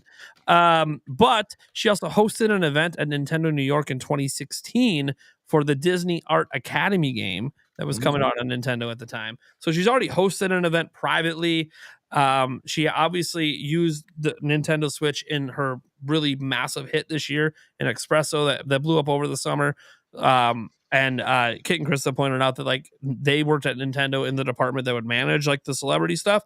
And they say Nintendo is very happy that their lyric was in that song because it makes Switch part of pop culture. Yeah. They're very happy about that. And that might have they even said that lyric could have been could encourage Nintendo to reach out to try to. She's going to be expensive, but she also loves Nintendo. For real. Yeah. It's like a great, and she's coming to the end of her tour. It's like a great time for them to team up. But who knows? Obviously, I this don't is think something she's going to be part of the. I don't think she's going to be a part of the reveal. I Sure, think it might be commercial. if the rumors are true and she's involved, I think that's Not post reveal commercial. marketing commercials, like how they did. I believe they did, if I remember, Imagine Dragons for Yeah, Switch. they did. Yep, Yeah. they did. So I feel also like think that's that- how they'd use her. I also think that if they're going to use it for a commercial and not the reveal, Super Bowl, baby. For real. Oh Yeah. yeah, There you go. yeah. That would be ideal right there. There we go. We got it. So anyway, so that's out there. Obviously, we don't know if it's true or not. It comes from a user at Family Boards who's been correct on stuff in the past, but it's all in hidden posts, so I can't read any of it. So I'm just relying on Reddit who put it out there. And sometimes with dates, they're true at some point and they change. You know, Sure. That's the other part. You know, I also need to bring this up because we were talking about or Gamebird was. He brought up the whole delay thing, like how was announced as a delay and blah blah blah blah. Okay. Well, there's somebody that came out today and is refuting the entire fact it was ever delayed. RPG site senior writer James Galizio came out and said, I was literally told explicitly that it was always scheduled for 2025. He also said that that it is now years old info, so 2 to 3 years old, that Nintendo was planning to explicitly launch the system in March of 2025. So the March 2025 stuff dates back years. Like that's apparently, according to him and his sources, been a target this entire time. Now, if it's been delayed from that, that's where he's going. If there is any delay, it's like a month or two from there. But it's not, hey, we're delaying this into a following calendar year kind of thing. Now, to be clear, this is the first person to say this out of all the journalists out there, because all the other journalists corroborated the delayed out of 2024 story. So we got to keep in mind, just because this one person's saying it, it's contradicting fellow journalists. And RPG site doesn't cover a lot of stuff with Nintendo. So how good is the person's sources? That's some people bring up as well. But I don't want to dismiss the idea that maybe it was always a 2025 system and it was never planned. And if you look at Nintendo's lineup, I mean, they had games every month, business as usual. So you could argue, well, Nintendo didn't act like it was ever coming out this year.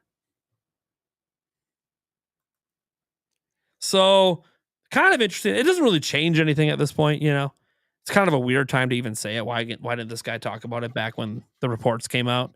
I find the timing kind of weird. We're getting to the end of 2024, and now you're gonna say, "Well, it was always 2025." Well, motherfucker, it's 2025 in a week. You're just waiting for it to be here. For a week. You couldn't say this back when that's how I'm feeling on this one. Yeah, every opportunity to be like, dude, I've been hearing for a long time. It's 2025. It's years old info that it's March 2025. Why didn't you say that back in February when everyone, like, that's the one thing that it's like, dude, we're literally, you waited to the last possible moment in 2025 to be like, yeah, it was always 2025. Like, okay, buddy. That's sure. It. I'm calling it. Clip it. March 7th, 2025. But it just goes to show like how crazy this is and how we have to be careful. Like, this is a journalist. We have to be careful that, like, well, whether, I don't know who the journalist knows or where he gets his information from or if he's making it up. But the fact that it contradicts everything else and it's coming at the last possible moment in the year, it kind of just feels like it might be a little bit of like, I'm just trying to draw some attention to myself. So people check out my website and check out what I'm writing there. Even though this isn't on that website, it's in a community that now might pay more attention to him because of this. So they'll be like, oh, well, let's go check out his articles. Let's go read his stuff. Who is this guy? So you gotta be remember, like we're in the prime territory right before reveal. Whether it's January, February, or March, we're right before reveal that people are going November or September or November or September going to be clout chasing a little bit. 2026. Now, the legit leaks always happen closest to reveal, but also it's the prime time to clout chase. It's also the Odyssey experience. Absolutely. So we gotta be careful. Like even this guy, like that might be a real doc thing. But what if it's a prototype for something that never came out? Yeah. Mm. You know, like that it could be a prototype for an old product from years ago that we just never knew about. So there's a lot of things that we have to be careful when we talk about this stuff, because the only thing that seems consistent is like those third party accessories and what the design is, and but that's all coming from one 3D scan. What if that 3D scan was of a prototype from 2023 and not a final product? Switch Pro. Yeah. Because conveniently, that 3D scan seems to match up a hell of a lot with the leaked prototype from October of 2023. So it's like, Mike, I love that you said Switch Pro because if this stuff is all incorrect, I love the idea of finding out like, oh my God, the Switch Pro was real and everything that we's seeing here was what that was going to be. I think would be Julia would freak out if it actually called That would be. Switch Pro. She had a bet with me for 6 months that it'll be called Switch Pro and not Switch 2. I'm like, no, honey, that's Can you imagine? Yeah, we are past the Switch Pro stuff, honey. That's not happening. Yeah. Everything says Switch 2. She's like, yeah, and because it does, it's fucking Switch Pro. Can you imagine if we get that? And that I have a massive punishment that I have to do on live stream that you guys don't even know about if it is Switch Pro. You guys want it. If you're in my community, you want it to be called Switch Pro just to watch what happens. Can I move everybody? The thing Well, is, I don't think that leader Zelda save file, and then she accidentally did it anyway. So, yeah, So, no, in no world do I think the next Switch console is going to be called Switch Pro. I just think it would be funny if like these leaks were leaked prototypes of what was to be a Switch Pro that was scrapped. Sure, that would be crazy too. Yeah, Can that'd you- be pretty wild. Can you imagine if they actually called the Switch U and they use the same exact U I format? swear to fucking Christ, Mike. Can you imagine? This is like the fourth thing you said today. I want to reach across the screen and just slap you silly. Let's make it happen. First, we're going to use the really expensive ferrofluid patent. Now we're good. Oh my god! The next thing you know, Mike, is it a 10-inch OLED screen now? No, it's an 8. It's an 8. But it's still OLED. Yeah, it's a LCD. Okay. Mini Oh no! Now you have a mini LED. Okay, it is an LCD type. It would be cool if it was that, but Yeah. I don't think it is. It's probably still edge lit. But who knows? Who the fuck knows? Who knows what Nintendo? I want it to be mini LED. Well, what do you guys? Mike mentioned earlier about that patent about the electromagnetic analog sticks. How do you guys feel about that?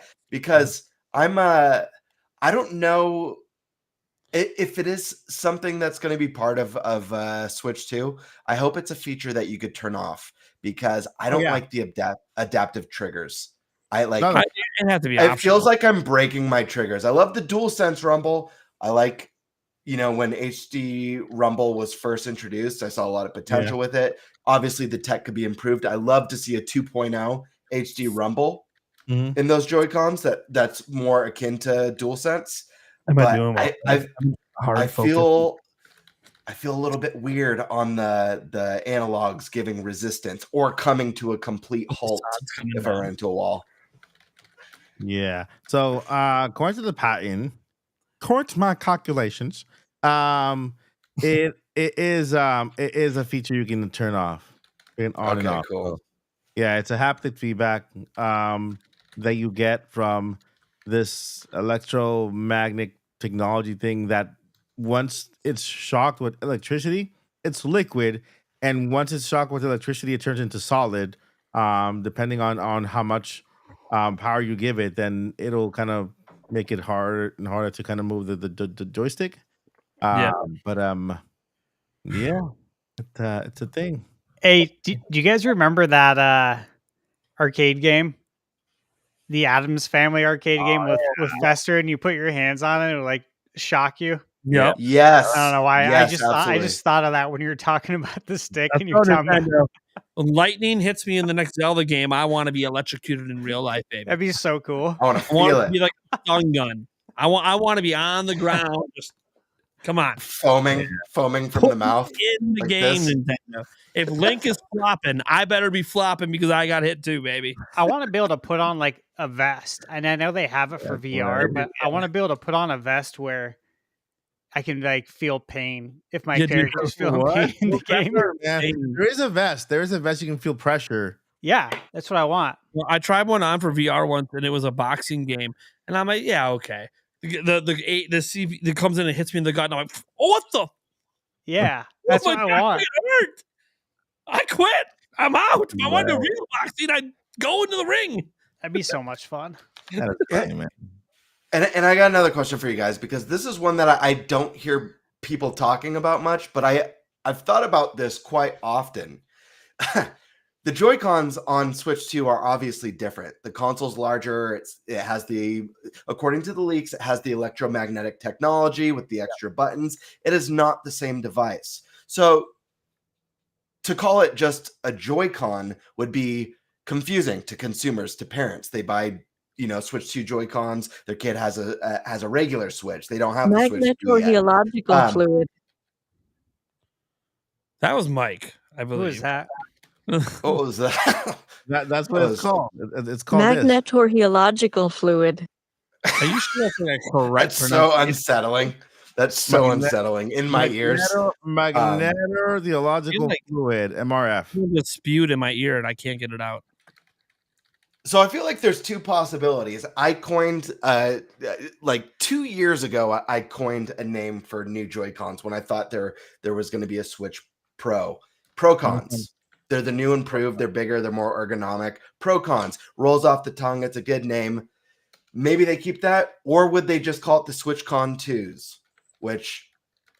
or the Joy-Con 2s. Sorry, not the SwitchCon. The Joy-Con 2s. Which I don't think is a good name. If they're smart, they're gonna get rid of the Joy-Con name altogether because that's gonna attack. I'm married to Drift. Yeah, that's true. Give you something different, like Pro-Cons. Get rid of the Joy. Yeah, I think Pro-Con's a great name. Or just Magnetocon. Magnetocon. Something with Magnet. Dude, I'd be stoked if it was called the Switch Magneto. Yeah, Magnecons. I like Magcon. Hold on. Magcon, yeah. Joy-Con. Oh, maybe this will make you like that. Maybe this will make you like the dock a little more, Game Bird. Hold on. Check out this. Wow, it makes me like it a lot more. No, that is a pretty cool. Game Boy inspired, baby. Even the battery location, same place. There's no battery in the top. Just saying. Game Boy inspired, baby. Where did that picture come from? It looks Nintendo Switch 2 subreddit. It looks different in a different angle. Yeah, they just flipped it to the left. Yeah, I like it. Yeah, but I'm just saying. Game Boy, baby. It's very rounded. The back part is very rounded when you put one. It was very rounded the whole time, Mike. Yeah, well now I can see it better. Now you can see it, but I suppose you have like a quarter of one eye. Yeah. Like literally, I'm not actually making fun of them. Like that's just half of the half. Yeah. Look, I just thought that was funny though. Like, I want to see if Gabriel likes it more now. Yeah. Now it's a throwback. It helped a little. Does it make you? What it loosened me up to the idea, I suppose. Look. Sometimes. Did it look? Remember, we're talking about the Nintendo that this was a real thing back in the day. Wow, dude. I mean, it's true. That wasn't it. The logo wasn't it because it wasn't invented back then. But yeah, that wasn't the logo. That was a fan made thing. But they legitimately owned a Love Hotel. I'm just saying, this is the Nintendo we're dealing with, and they still won't give us Earthbound 3 into the United States. Granted, the Love Hotel was also Japan. I'd really like them to add, and again, this is I like all the stupid, superficial stuff. I can't help it. But I'd love for them to bring back from the Wii era, not the same color. You got to change it up, but that kind of LED, the blue LED on the disc drive, but do that on the edge of the dock where the Switch is going to slot in. I would love have it glow. Yeah, that would be sick. I know they sold like official accessories where you could like put it on a thing with a faceplate and then it would like glow. But man, it would be really cool if it just like did that naturally. Yeah, it looks a little different. It doesn't have to be crazy or super bright, just to give it a little glow. Man, control sticks, like some of the third-party controllers have. So you talk about like the LED lights, like LED lights around the controller. Yeah, well, you want that like on the edge of the dock. Like around. Yeah, you know how the Wii disc drive had that blue light that would kind of pulsate on it? Yeah. I'd love that on the edge when your Switch is docked, that edge is glowing. It goes and then if you pull the Joy-Con off, it goes and it goes the opposite direction. Yeah, absolutely. And they could do blue and red on each side. It's like the magnet color, like do something the color like of the Joy-Con. Or like you said, have something on the front faceplate. What the little Switch icon with the 2? Maybe that has a soft glow. Yeah, You know, like that would be like Light it would logo just give it more personality. I don't know. It's stupid stuff that what if doesn't the- matter, but what I if like the it. And it's personality- What if this Nintendo. is their personality? Am I gone again? I'm back. Yeah, you're back. Maybe this is Nintendo's personality. Because like we're just simple, we're sleek, we're obvious. We're not trying to reinvent the wheel anymore. That feels like Furukawa, if you think about him. Numbers guy, Yeah. an accountant. Very Yeah. simple, very obvious, very why broke what ain't broken. Like why Why broke? What ain't broken? try to change what Switch is or what it looks like or do this bold thing that might appeal to teenagers? That might be off-putting to the simple life adults that like to buy this stuff. Why buy a new bed when your 10-year-old bed still You good? might go, well, you can just have it turn off. I'm like, yeah, but sometimes, like there's a reason. I don't like, think people- anyone's gonna be like, if I knew this thing glowed at night, I would have never bought it. You know, I don't think Yeah, anyone's yeah. gonna care about something like that. Yeah, I some mean, people your think- PS5 glows. Yeah. Your sure. PS5, the edges glow. You know, when it's in sleep, it glows yellow. When you boot it up, it glows blue temporarily. Then it has That's the why a lot white of people glow. stick it in a cabinet so they don't gotta look I at want I want Yeah. my Switch 2 to have its own personality to talk to me, to give it. me Oh, advice, there you go. to say, hey, Mike, what do you want to play today? What do you want to play today? I want to play a game that I haven't played before. You walk into the room. Good That's morning, like Mike. Zelda, but it's not like Put Zelda. some clothes on and come play video games. Yeah, I wanted to organize my library. I wanted to talk to me. I wanted to recommend games. Oh, I of course, I wanted to what? I know you would really want all those features. I It would wanted be to great talk for you. to me and tell me that who's online. Okay. I want it to tell me it loves me. Nintendo Yeah, Prime yeah, has not gotten off exactly. of Tears of the Kingdom in the last 28 hours. Would you like to voice chat him quick and tell him he's insane and go to bed? Not only that, but I'm gonna go back to Thunderstash. His points on games that could come back. I wanted Nintendo to create a new IP called Love Hotel, featuring the AI. Man. Think about it. So January 8th, real or fake? I think that's what we were actually on. I have no idea. Hey, you know what? Something we need to factor in with January 8th is CES is January 7th through the 10th. Ooh. Yep. That's a thing. Nvidia's there. Yeah, That's the biggest thing is Nvidia likes to talk. I love CES. And they would like to brag about something that's going to make them a lot of money. Well, yeah, they can brag about it the next day if they Yeah. announce So it. I'm thinking. They can even do it same day if they know it's being revealed that day. Mm. Hey, revealed earlier today. Let's talk about the tech inside Switch 2. You guys watch CES? Nate, I know you do. Yeah, I do. Oh, yeah. I love that. I watch love bits and that. pieces and then catch up with some of the news from there, but I don't watch it like religiously where I'm checking out Yeah. everything that's going on there. Yeah, I just watch like a tech tubers that stream and react, and I just Yeah, Yeah. I've been Okay. watching it since like so many years ago. This channel I used to watch before.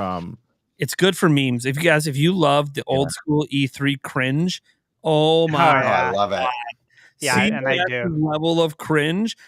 I'll just say right now, Nvidia's presentation, just watch. It is nothing but pure cringe. If you love cringe, I love the that. CEO of that company says the dumbest shit. It makes the most stupidest like He's try- analogies you could think of. Listen, he tries to be He tries to be what Steve Jobs was on Yeah, stage. he tries to sound like he tries to sound like he's this brilliant, like about to say something that blows your fucking mind. And it's like the stupidest fucking thing you've ever said. And then when he tries to prove it in a video, it doesn't work. No, dude, you're And not. you're like, what is going on? You're not Tony Stark, dude. You're not Tony Stark. And yet Nvidia is like, one of the biggest companies in the fucking world right now. Because like, at the bottom end, it doesn't really matter what he says. It matters that people keep buying their shit to get work done. So, so their technology works. It's just the way he presents it, man.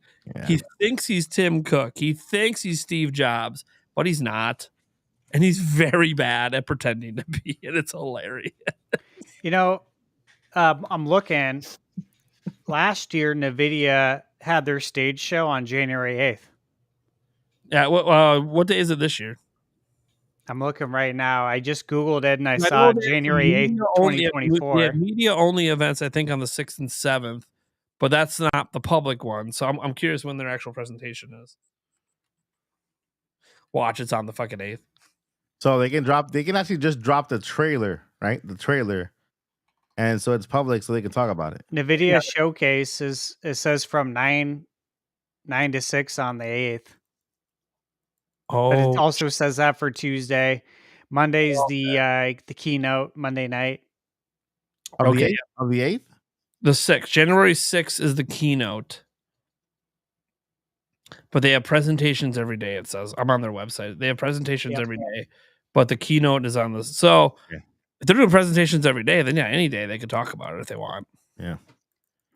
If they want. Obviously, that would be a partnership with Nintendo because they're not going to say it until Nintendo says it. Mm-hmm. Man, pretty wild. I mean, again, we don't know that anything is going to be said at CES. We don't know it's even going to be revealed that week. But it is interesting to think about because like the whole world is kind of waiting on the reveal. And I don't mean like the whole world literally is, but like the whole like gaming tech side stuff. Like NVIDIA wants to talk about and brag about it because it's their technology and it's the only gaming device featuring their technology that isn't a PC. There's no other handheld featuring their technology. It's just Nintendo. There's no home console featuring their technology. It's just Nintendo. So they want to brag about it. You have all the third parties that are just, let me tell you, just based on what I'm talking to, they want their shit revealed for Switch 2 so fucking mad. Like they're like bursting right now. Like they just want to shout it out. And the games I've heard, it's insane. Like third parties are just begging for Nintendo to get this thing revealed so they can talk about their games and start marketing them. Obviously, gamers are very, very curious about this, even in general, not just Nintendo gamers, all gamers. Because again, Nintendo's dropping a system in the middle of the PS5, Xbox Series gen. Technically, arguably, according to analysts, it's actually the first next generation device. So its competitors, they feel, are the PlayStation 6 and whatever Xbox or anyone else does in that gen. And right now, we have DFC coming out and saying that Switch 2 is the only guaranteed successful next generation platform. Which is wild. Yeah. Considering that Nintendo has never been back-to-back successful. And they're just out here being like, nah, Nintendo's the only one guaranteed to be. Urukawa. And they're saying, whoever gets their system out first after Switch 2 will probably be the one to be also successful, but only half as successful as Nintendo. And I'm like, this is coming from a company that's been analyzing the industry for 30 years. And they're like, yeah, no, Nintendo's the only one. We've analyzed the market. Nintendo's guaranteed. Like, they're in lockstep. Nintendo literally can't. It's impossible for Nintendo to fuck this up. Yeah. Don't say that. Don't say that.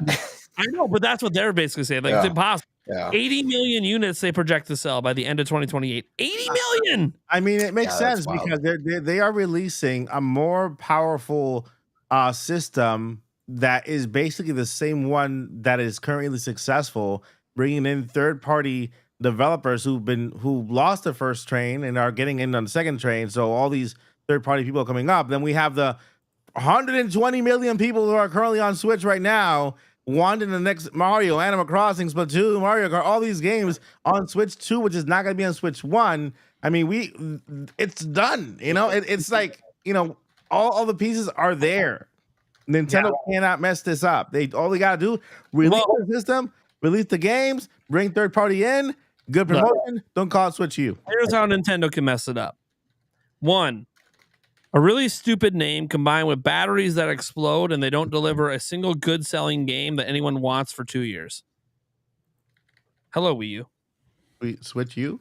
Except the batteries weren't exploding, but I'm just throwing extra in there because it'll have too much momentum from Switch that people will still buy it. And then the battery explodes. It happened with the Galaxy. It happened with the Tab, some sort of Samsung device. Galaxy Note Tab. 5. Yeah, that thing was blown. That's what I'm saying. It would have to be something catastrophic, I think, for Nintendo to fail. And Nintendo, they've hit the cadence. Game every month, regardless of what it is. A couple system sellers a year, 2, 3. Yeah. It'd be nice to have more than that in the launch year. Third-party AAA support's coming. Nintendo thinks that's going to be a big boon for them, because they didn't have that full support on Switch. They feel like they're going to have it this time, so they think that's going to be a big boost. They already have all the indie game support. Yeah. Just do what everyone wants, Nintendo. Make a better eShop, please. And Joycey just mentioned this now on the chat. They already have an incredible library of games moving forward to the Switch 2. Literally, you have the whole library of Switch 1 already there day one.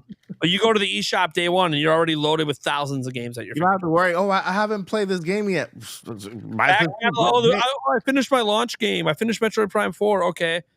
Check your back catalog because all your Switch games are there, buddy. And your save data on the cloud. Yeah. Well, I mean, also you got to bring over some of that Splatoon. To Nintendo, find a way with Animal Crossing and Splatoon in the future, please, to like let us have backups and not just console saves, please.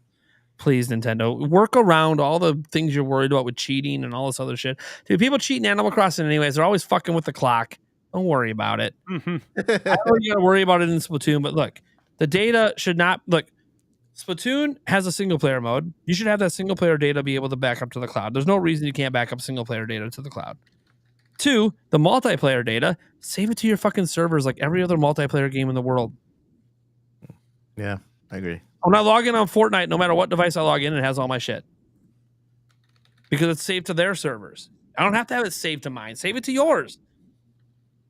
Yeah, it's sorry. The solutions are there, Nintendo. Just anyway. The 2 games that frustrate me with that kind of stuff. Pokemon's a big stickler with some of that stuff as well. All right. I don't really think I have anything else for this topic. We can get to the Q&A if you guys are ready.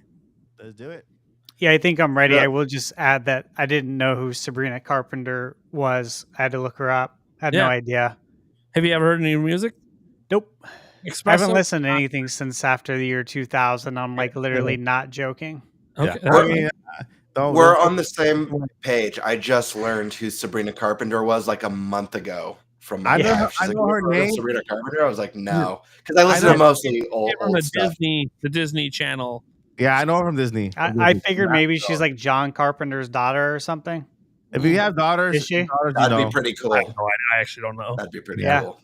So Love me some John Carpenter. Yeah, she came from the Disney Right. Channel stuff, and then They live. I only know 2 of her Oh songs, my but gosh, I love that movie. I have kids. I got to keep up on a more Yeah. modern. exactly, like if you have kids, you know, because Disney and Yeah, I didn't know what to listen to. 100%. I get that. Yeah. So I'll get to the Q&A. Remember, guys, if you're watching live, if you just submit super chats, get your questions in. We have some lined up already here. We have a member chat came in and said, how you doing tonight, Nintendo Prime? Dude, I'm flying. Tell them how you're doing. I did that Switch 2 topic. If I sounded okay, I don't think you understand. During that 3-minute intermission, I went and popped a caffeine pill, and then I also popped a depressant to bring me down a little bit. And then I just sat there and I'm like, just focus, Nate. This is what you do. You are Switch 2. You are fucking Switch 2. I had a pep talk and I'm like, put the facade up. It's business time. I think I did okay. You did good. I think I did okay. But I don't know that the depressant worked that much. I'm pretty fucking high. Thank you guys, by the way, for enabling this on this show. But not just 712. Favorite and least favorite snow/winter/Christmas level area in a Nintendo game. So favorite and least favorite. Interesting. I'm gonna say my favorite is that peak of the mountain in Mario 64 where you could chuck the penguin off. Yeah, me too. I'll go with that one too. My favorite. Least favorite is probably what's that one course in Mario Kart where you keep getting frozen every time you touch a snowman? I don't remember what course that is. Chat, you got my back on that. What course is it where you get frozen with the snowman in Mario Kart? I hate that level. I cannot make it through without touching a snowman. It happens every time. Freezy Peak. I think it's Freezy Peak. Is that it? Whatever it was, it's that one. That's my Frappy Snowland. Frappe. Is it Frappe Snowland? That might be. Let me look it up. Frappe. Frappe Snowland. Snowlandia. Oh yeah, that's the one. Yeah, fuck that one. I really don't like that one. All right, that's mine. That was easy. Both Mario related. Gamebird, you got anything? For favorite kind of wintry themed, I'd probably go with, again, you know, big Zelda nerd. I'd probably go with what is it? The snowy temple in Twilight Princess. Oh, that's a good one. I forget the name. Snow Oh my Peak. gosh. Yes. I'm gonna go with Yes. I'm gonna go I with love that Wave one. Racer. Wave Racer. Wait, Wave Racer. I'm What? in Florida. There's no snow here, so it's winter. It's almost summer all year. So Wave Racer for me. so jet skiing reminds you of winter. Well, yeah, I mean, there's no really. I mean, it gets cold here, 30 degrees once in a while, but it doesn't really snow. No whitening. People out jet skiing when it's 30, Yeah, you can. but are they? People do, yeah. Yeah, people are crazy. We're in negative 50s taking our shirts off at Packer games. So. I also This is- love that this is used in more than one world, but in I think Mario 3D World, when you get the ice skate power up, is a lot of fun. It's always a blast. for me. What's your least favorite? I don't know. I'll do another Zelda one. The Ice Caverns in Ocarina isn't my favorite. It's probably one of my least favorite parts Yeah. in that game. Yeah, that one's kind of. My least Not- favorite not is the dumb penguin inside that Mario 64. You have to race him on that thing. Oh, I love that. I like Knock that him off. too. And I love throwing the penguin it's off janky, the but- ledge. I literally named that as like my favorite area. And he's like, I hate this area. Yeah, I love that area. I like the world. My favorite thing is to do is to take the little penguin and knock it overboard. Yeah, Yeah, everyone does My that. least favorite thing to do is race that penguin inside that place there. I love racing it. I love racing. yeah, it's so much fun. But I get it. Stash, what do we got? I think I gotta go with Mario 3, World 6, Iceland. Oh, The music Yeah. in it's really Okay. good too. yeah. Good choice. Definitely Super Mario 64 though is right there. I really love the ice level.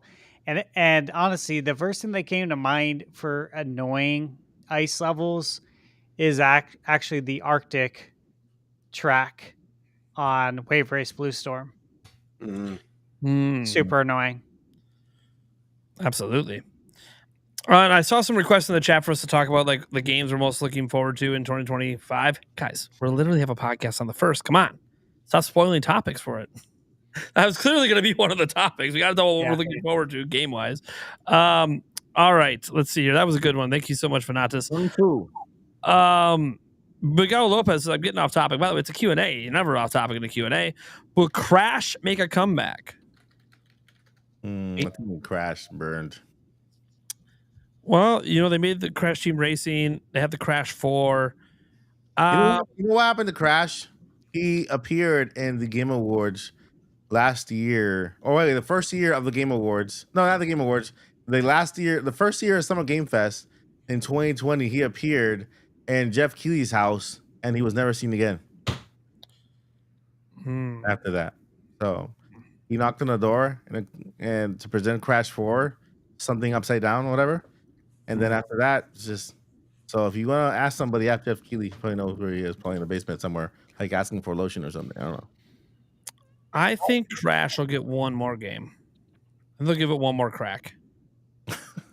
I'm I gonna think say Crash I will be guarantee we'll get a Crash Bandicoot game in 2026 for the 30th anniversary.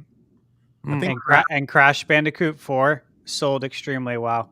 And so did the Crash trilogy. And like Yeah. the first game that Toys for Bob's doing is an independence for Microsoft. They did. Yeah. Did they cancel Crash 5? Well, so the studio that was doing all the work, all the recent work, doesn't work for Microsoft anymore. They let them go, but they let them be an independent. They just let them be free. Yeah. But they also gave them their first contract for game. So they let them go, but they also gave them a contract to. So it's Toys for Bob. They'll probably keep making some as long as it sells good enough. Microsoft will keep giving them contracts. Mm. So That last Crash game was good too. Yep. Pretty solid. do you think it's going to happen? Yeah. Gamebird? Absolutely. Yeah. Yeah, so Crash will I think there'll at least be one more crack at it. And if it sells well again, they'll keep going. Let's see here. Demonic Brawler says everyone thought the Switch Lite show was fake. That's right. We looked at that one earlier. Thank you so much for that. Remember, guys, it's called the Switch Attach controller. No, please no. We're No, bringing back God. the YouTube poll, baby. Switch Attach. That'd be horrible. That would be the worst. It was a bad name. When it was I will close my channel if that's That's the name. You'll close your channel if that's the name. Remember, guys, you still got a small window here to get those super chats in. We have another one in from Demonic Brawler saying Nintendo Switch successor will not be mentioned. Well, that'd be hilarious if we get to January 1st and they drop a tweet, Nintendo Switch successor will not be mentioned in the month of January. And we're like, oh, that would be cool. I would like that. Or they just announced you know what? That kills the hype for the month, but hey, now we start building towards February, baby. Exactly. Yeah, that would be great. What if they announce will be mentioned this month, but you know. What if they just announce a full they announce like a 40-minute Nintendo Switch Direct? No mention of Switch 2, full Switch Direct, full length. That would be hilarious. That would be so funny. We just get a big, beefy Nintendo Switch Direct. Everyone's like, what the fuck is going on? I'll be happy with that because what is happening? And they do it in January before the rumored Direct in February. Yep. And then we get to February 4th. They mention nothing from that Direct and they give us another detail on Switch 2. And we're like, what the fuck is happening? Yep. The January Direct gives us a release date for Prime 4. Confirmation of Wind Waker and Twilight Princess coming. Pokemon. You just ignore the Direct happen because nobody gives a shit about Switch. Hey, you guys want to hear about Switch 2? Here's another feature for Switch 2. We'll see you again next investors meeting in 3 months. Like, what the fuck is happening? Tell investors one thing, publicly market something else. All right, what the fuck is going on? Yeah, those are phases. Those phases. Oh my God, I'm gonna die. All right. Next up, this is the last super chat we have at the moment. We're going to get to the poll results after. It says, I hope a white dock is again available. Slick. Hell yeah, dude. I might not be at launch, but I think someday when they do like the OLED revision or some sort of mid-gen revision or refresh, hopefully a boosted, pro model would be cool. But whatever they do, yeah. I like the white. It would be cool to come back with one. I don't think it's going to be there at launch. They need a gunmetal dock, do that cool electric sound with the magnetic controllers and it's gunmetal. What the fuck just happened? I don't know. I was so sick. That's the boot up. That's the boot up sound. Sounded like someone from The Sims there. Maybe a Murloc. Maybe that's a Murloc from World of Warcraft. What is that? That was just like gas out. I don't know. All right. So before we tap out here and do our little round of advertising, we got to see the results of the poll. Now, I've been in the lead the whole time, but I did something earlier just to see what happened. I took off the holiday hat. I figured the hat was winning me some bonus points because it was a holiday hat, and I even changed the hat mid-show. So rigged. So it showed I had 2 holiday hats ready to go. And obviously, it's already a little rigged in my favor.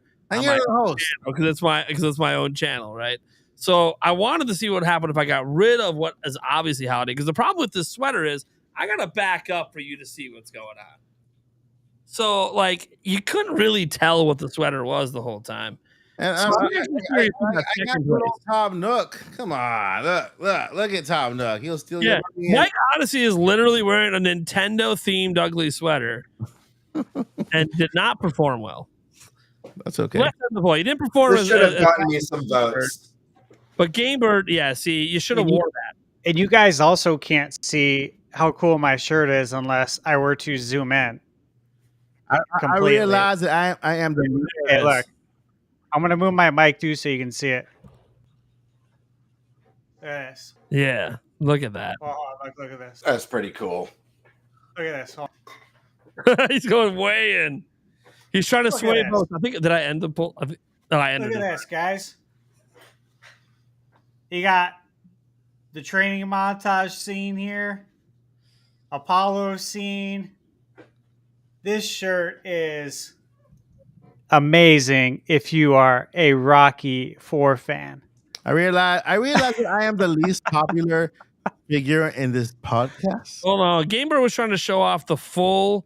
Mike, I'm a nobody on this podcast. Gamer, he was trying to show off the full Nick Cage. I got to give him that full Nick Cage experience. Come on, let's go. Yeah. Hold on. Let me see if I could show off. This should have won you instantly. Everyone's it's obviously. We didn't know. Put a new poll up.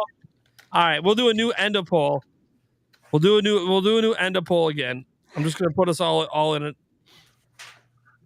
as we're all presenting now. You got the Nick Cage. Get the poll up here. And let me just say, remember, I am wearing this because today is Boxing Day, guys. Boxing Day. Rocky 4, come on. Nothing is more Yeah, that's what synonymous everyone's with missing out boxing on. than Rocky. All right. And another thing, these lapels, you can't tell, but they're velvet. So that should have got me some points, but obviously, unless the audience gets to feel it with their own fingers. All right, so you got to show off. Mike, you want to give them the full look at that sweater? Here we go, buddy. Whoa, or you could just vanish when I try to full screen you. Classic Mike. I go to show you off and you vanish. Here you go. Yeah, give him that full look, Mike. Sell him on the look. Ugh, look, I got muscles. The nook look. Here we go. Yeah, look at him all. He's all smug and everything. Oh my god! All right, we're done with the body rub. Oh my. I'll just, I'm gonna throw this on. I'll go full screen quick. Ready. Here, hold on. Oh my god! See, he's got to bring up the banana again. This is my look, and then does my hat work? Trying to get the sympathy vote. Okay, that's makes me uncomfortable. The jiggling. All right, shut up. That thing is so annoying. Is it stand up where you're excited? There's like an elf inside it, like yelling at me. Oh my gosh. There's a reason that I don't like keeping that thing on. It's very warm. It's very uncomfortable. It's funny for like 2 seconds, and you're like, all right, shut up, dude. Oh, man. I'm doing that. My body is ready dance for you guys. Mike Odyssey's dominating. Well, we'll give it a moment. It's only been a minute. Let's let the poll go. So the original poll was 43% me at 474 votes.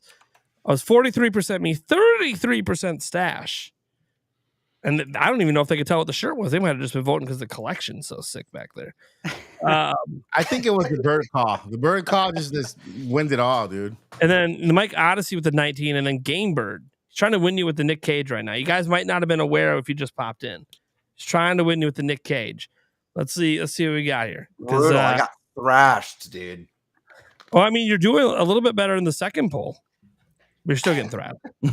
I'm actually starting to get. Oh my god! Everyone's gonna vote me below Gamebird. I'm telling you right now. Me and Gamebird are competing for last.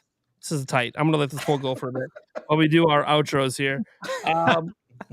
Mike, we'll end the poll. We'll end the stream with that. Mike, what do you got going on, and where can people find you? Well, my body is ready. It's always been ready. So is my ugly sweater, and so does your vote. I approve this message. And so, Mike Odyssey Monday through Friday, Nintendo news videos. Podcast is beginning up again on January 3rd. And January 3rd. Yep. Yeah, January 3rd. So we're almost there. With the Nintenbyte Podcast with Joyce, who's in the chat, Paul Gale Network. We got Lily Hyrule, and we also have Zach Hendricks and on the podcast. So we'll be back there. It'll be fun. New show, new year, season 4. And also, you can also find me at It's Not a Bird, It's a Plane. It's Superflix, which, by the way, is doing pretty well. Superflix channel is kind of doing better than my own channel. Like, I had a video that I guess is going viral, 15,000 right now and counting. Me reacting to the Superman trailer. It's all about superhero movies. So if you like superhero movies, don't sell yourself short. 16,000. Well, yeah. I mean, last time I checked, it was 10,000 this morning. So if you like superhero movies, I have a second channel called It's Superflix with the CK with the X. You might have found the go-to there reactions. And so yeah, I'm just kind of doing shows there and stuff like that. Yeah, there might be a new music video coming up soon for when the Switch 2 is actually announced, featuring the Nintendo Switch 2. and I might call some other friends to help me out with it, like Nate and Stash and Classic, Down. I'm trying to find your channel, so it's Super FLICKS. Yeah. It pops up if you just type in Superflix. I see it. All right. Subbed. I'm subbed. I want Thank to you. check this out. Yeah. I think Thank you. I think I subbed already because you popped up in my feed.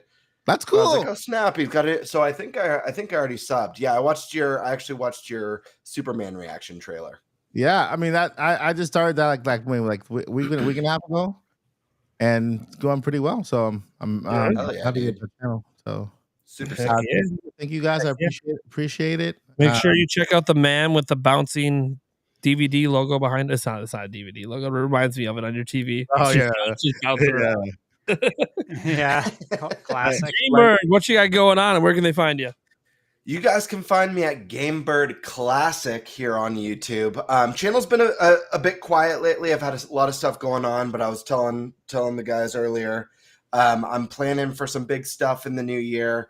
Obviously Nintendo focused, but if you guys are familiar with my content at all, you know I love to throw in a good skit or a fun bit in there. And I want to say to Mike, because Mike released the greatest Switch 2 music video of all time recently. I feel I released the greatest Switch 2 trailer of all time. So we definitely got a collab on this since we both do the bits. And if you guys haven't seen my Switch 2 trailer, watch it because it kicks ass. But yeah, you guys can find me there. Expect a lot of Switch 2 content once that stuff drops, and expect some goofy, weird, and creepy skits along the way. Mm-hmm. We could be the next Keel and what's the other guy? Peg? Key and Peele. Peel? Key Peg. and Peele. Or Peck. I like Peck. I am the Birdman. Give me the bag. Before we get the stash here, a couple super chats to get too quick.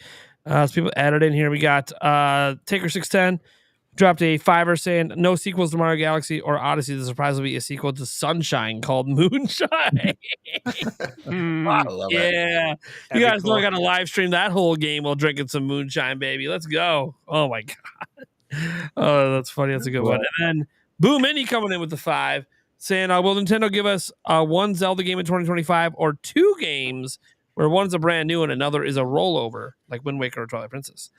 I think it's going to be one. Wind Waker. Could be Wind Waker. Could be Ocarina. Could be Twilight Princess. Could be something else entirely. Listen, it'll be Wind Waker, and Twilight Princess will be remastered for the Switch 2 in 4K. Pin it or clip it or Flip it. flip it or flip it. Hold me to this shit when it gets revealed next year. All right. Thank you so much, Boo Mini. Yeah. Gamer, do you got anything you want to say on it? What do you think's gonna happen? Yeah, I think one game. I think it's likely. I think the You can be 2025 honest, is it's a goose likely a egg. port. Yeah, I'd love for those rumors to be true about Ocarina of Time, though. I'd be so happy. I'd think love it's to. I just don't know if it's next year. Right. That's the thing. But man, just imagining that game being redone on modern hardware, beautiful visuals, orchestrated soundtrack, one of the best soundtracks in gaming. Think of all those theme songs from all the places. Oh my gosh, it'll be so good. Yep. Add in the voice acting like we have now in modern Zelda games. Beef up the story a little bit, give a little bit more meat to the story. I'm all for it. All right, Stash, what do you think? Some chicken legs. Yes, I think we get a Zelda in 2025. I think Wind Waker is a really good candidate for Switch because it still looks great. Yeah. And I think Twilight Princess would benefit more from Switch 2 with 4K assets. Absolutely. Couldn't agree more on that one. Yeah. Yep. There are times where I look at the GameCube version of Wind Waker and I think it looks better than the HD version, even because it has that true Saturday morning cartoon look to it. Yeah.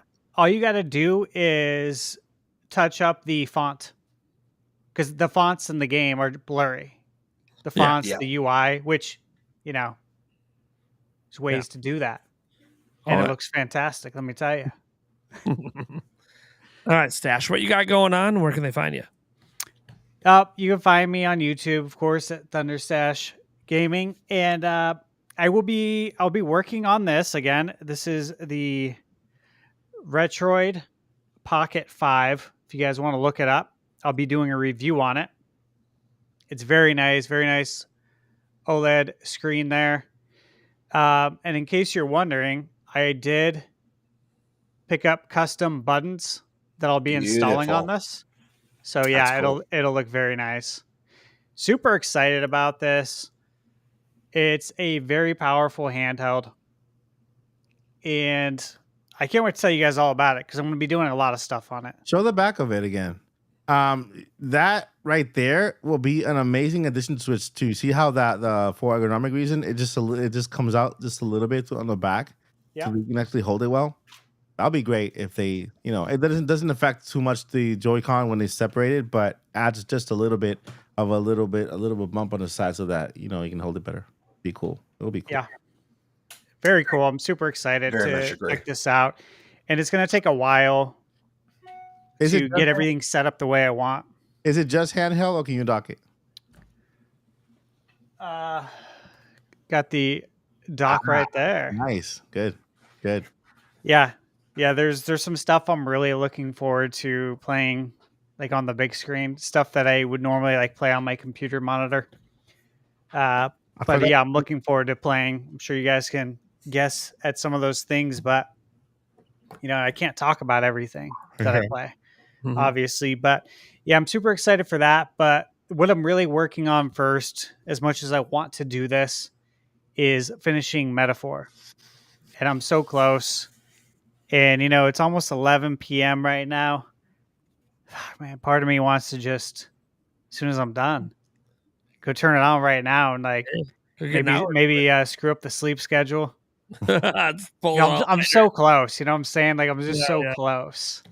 So, that's the next thing, though, is that. Then it's Indiana Jones.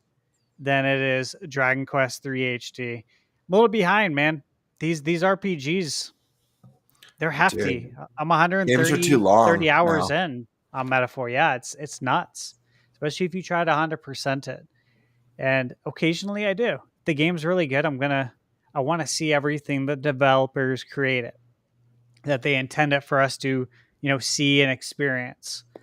That's what I usually do. If the game's good enough, if I'm really enjoying it, then I want to see it all. So yeah, it's a lot, man. It's a lot. But yep, keep an eye out. Hope to have a video out soon with all that stuff there. Awesome, yeah. And I am You're a sip. thirsty. I am Nintendo Prime. You guys know what's up. Lots of Switch 2 videos all the time until this thing's revealed, and then we get to talk about the games. Pretty much what's going on, unless Nintendo gives me reasons to talk about Prime 4 again or Legends EA again, which Legends EA will probably get something in February. Prime 4, whenever Nintendo decides to give me something to talk about with it. But everything at Nintendo really feels like it's on pause till the reveal.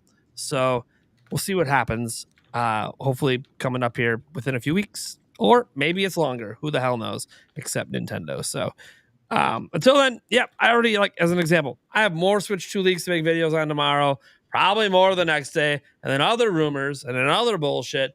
I want to talk the games. That's really what I want to talk about. If you guys watch my channel throughout the majority of my channel's existence, I've been talking about games. But we just don't, there's nothing, Donkey Kong ain't doing it for me. And Xenoblade Chronicles X is great, but I beat it on Wii U. Can we I need some games. I need some games to talk about. Yeah. Please. I know you're holding back. I understand. It's all we need to have this massive blowout reveal that's going to have a shit ton of stuff and get you excited. Fine. Just show me. Yeah.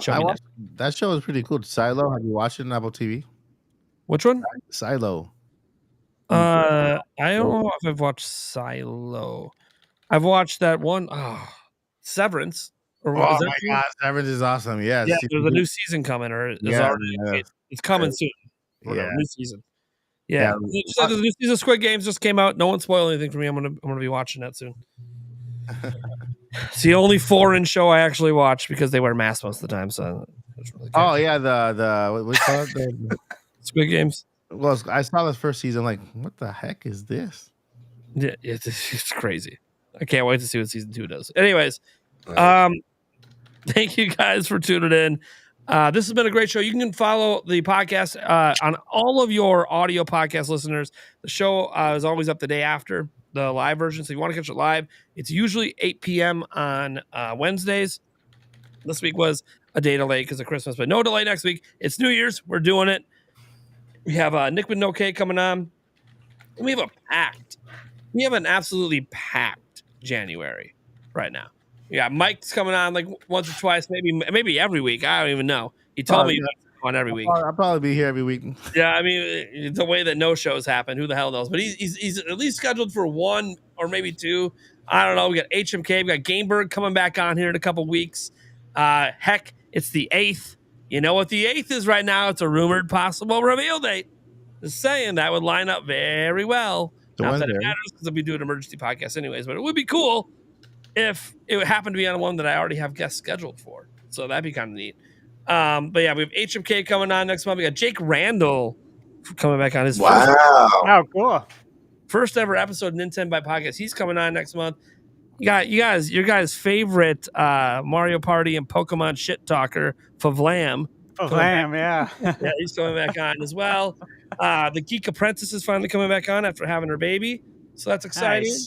Nice. Game Junction popping back on, and I think that's it right now. I don't know. I got a couple other DMs I got to sift through. There might be some other people I'm forgetting. You know what? I'm overpacking January, so things like this don't happen where I got to call Mike and be like, "Hey, Mike, fuck, man, what are you doing tonight?" I tuned into Jake's. I got your back, bro. You know I got you. I know.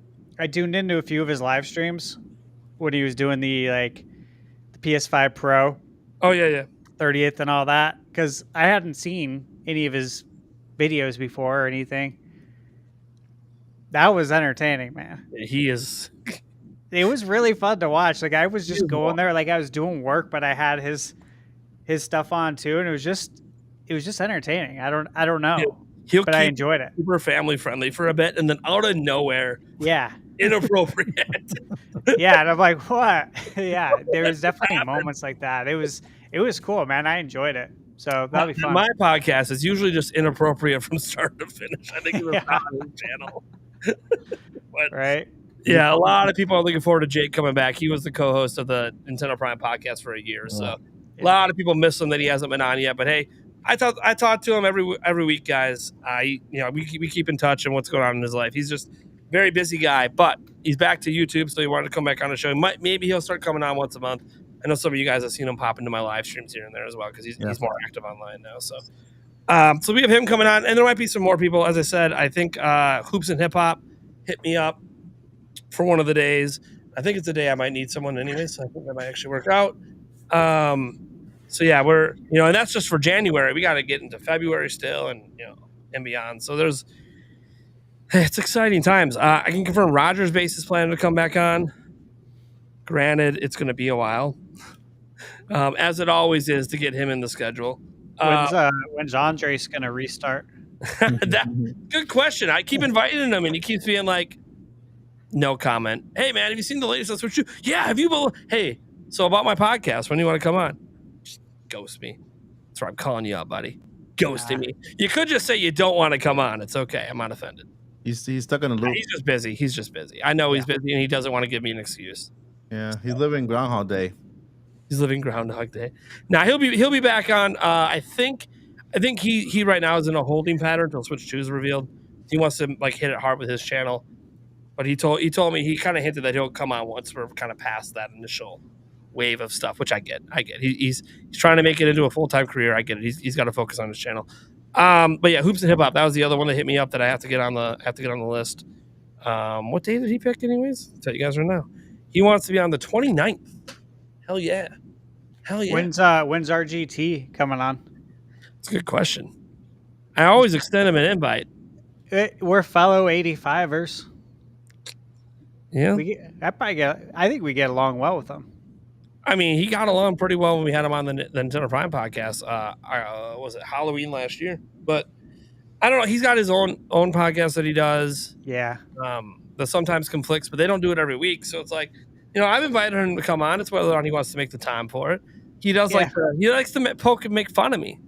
Yeah, do it on the show, baby. Come do it on the show. Be the Jake Randall of the show and just make fun of me the whole time. All right. Maybe he's trying to wait for this thing to be revealed because he doesn't want to come on and make fun of you the whole time. Yeah, possibly. Or he just has too much fun doing it on Twitter and in his videos.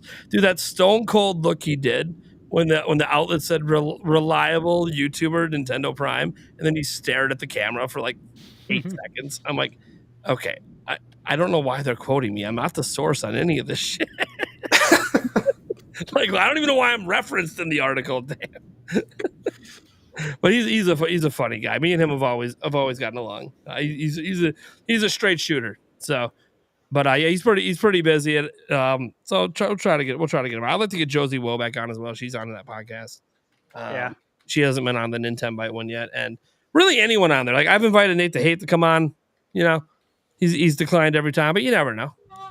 You know, he's never straight up said like, "Hey, you know, I'll never come on." Just doesn't fit the schedule. I'm like, that's all right. I get it. You're busy. We're all busy. That being said, guys, you can try the Nintenbyte Podcast everywhere that podcasts are heard. We also have a Nintenbyte Clips channel that has been getting some clips. We're going to be getting more clips. And my goal is to have clips go up every single week in 2025. I'm actually going to be potentially hiring someone to like help me make sure that actually happens because I'm clearly too busy. Especially when Switch 2 gets here, I'm going to be way too busy to necessarily keep up with the clips. But the clips are really easy to make. It's not hard. It's just actually doing it. It's a very easy thing to do, especially because shout out to who is it? Is it Raven? Somebody? They're putting timestamps on all of our podcasts. Oh, like cool. Time. They come in nice. the next day and they put time. So like it's actually really easy because you're told the exact timestamps to cut. So thank you for whoever that Raven person is that does that. I do notice you. I do appreciate you. Obviously, you know, I end up pinning your comment almost every week. So thank you for doing that because obviously for me to listen back through a 3 to 4 hour show to put timestamps in is pretty hard. So because I got a lot going on. But anyways, that's gonna do it. Go subscribe to everyone here. Somebody's asking about the poll. Oh, fine. Oh yeah. What happened with that? I didn't even look. So sick of this bullshit poll.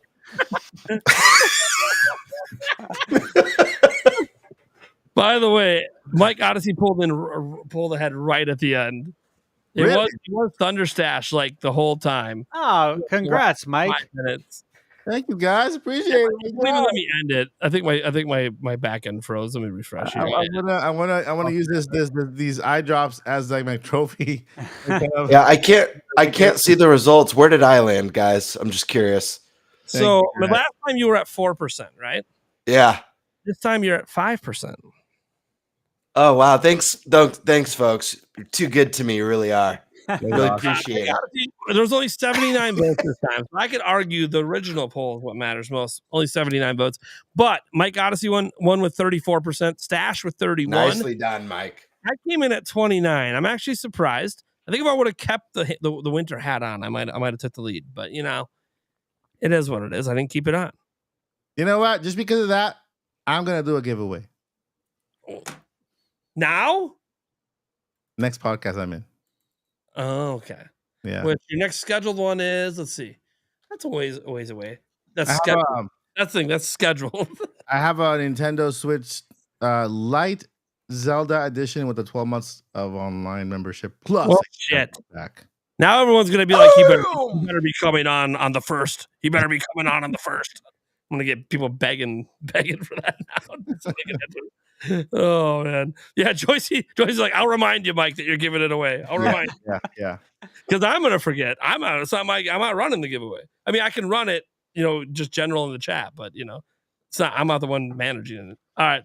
That being said, yeah, I think that's it for this week. That's it for 2024, guys. Next time you see this show, it's going to be a new year. Yeah, I'm gonna be a lot thinner because I'm doing the Ozempic, and in 10 weeks I'll be like 20 pounds lighter. I'm kidding. Well, it's not quite that quick, but yeah, something like that. It's Something like that. All right.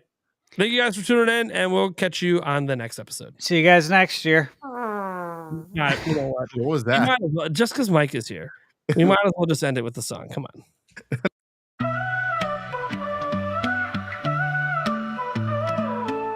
Every day I wake up waiting out the door. Nintendo news I can't ignore. Hovering my finger on refresh, repeat. Search searching for the leak. My heart's gotta beat. My body is ready for Switch 2. Can't wait much longer. What about you?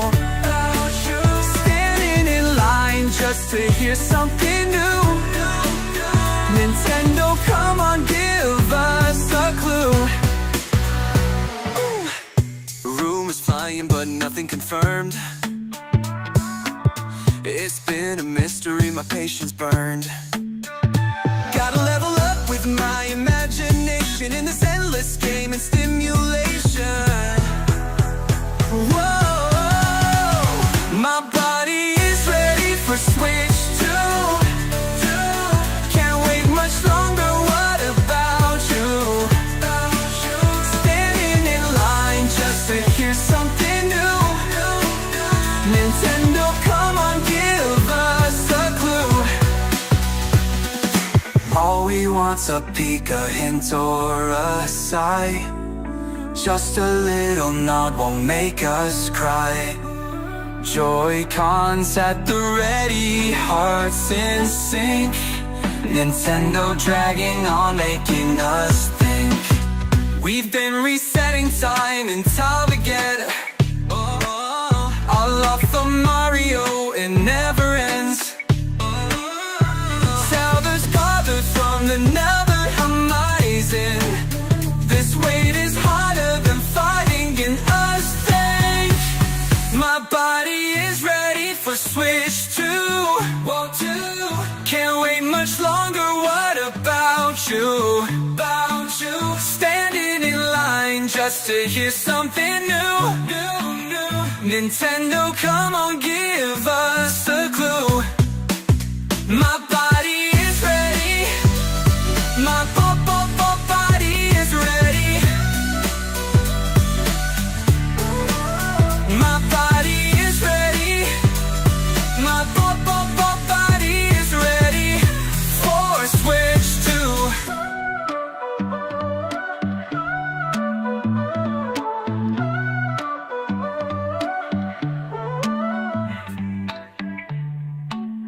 My body is ready.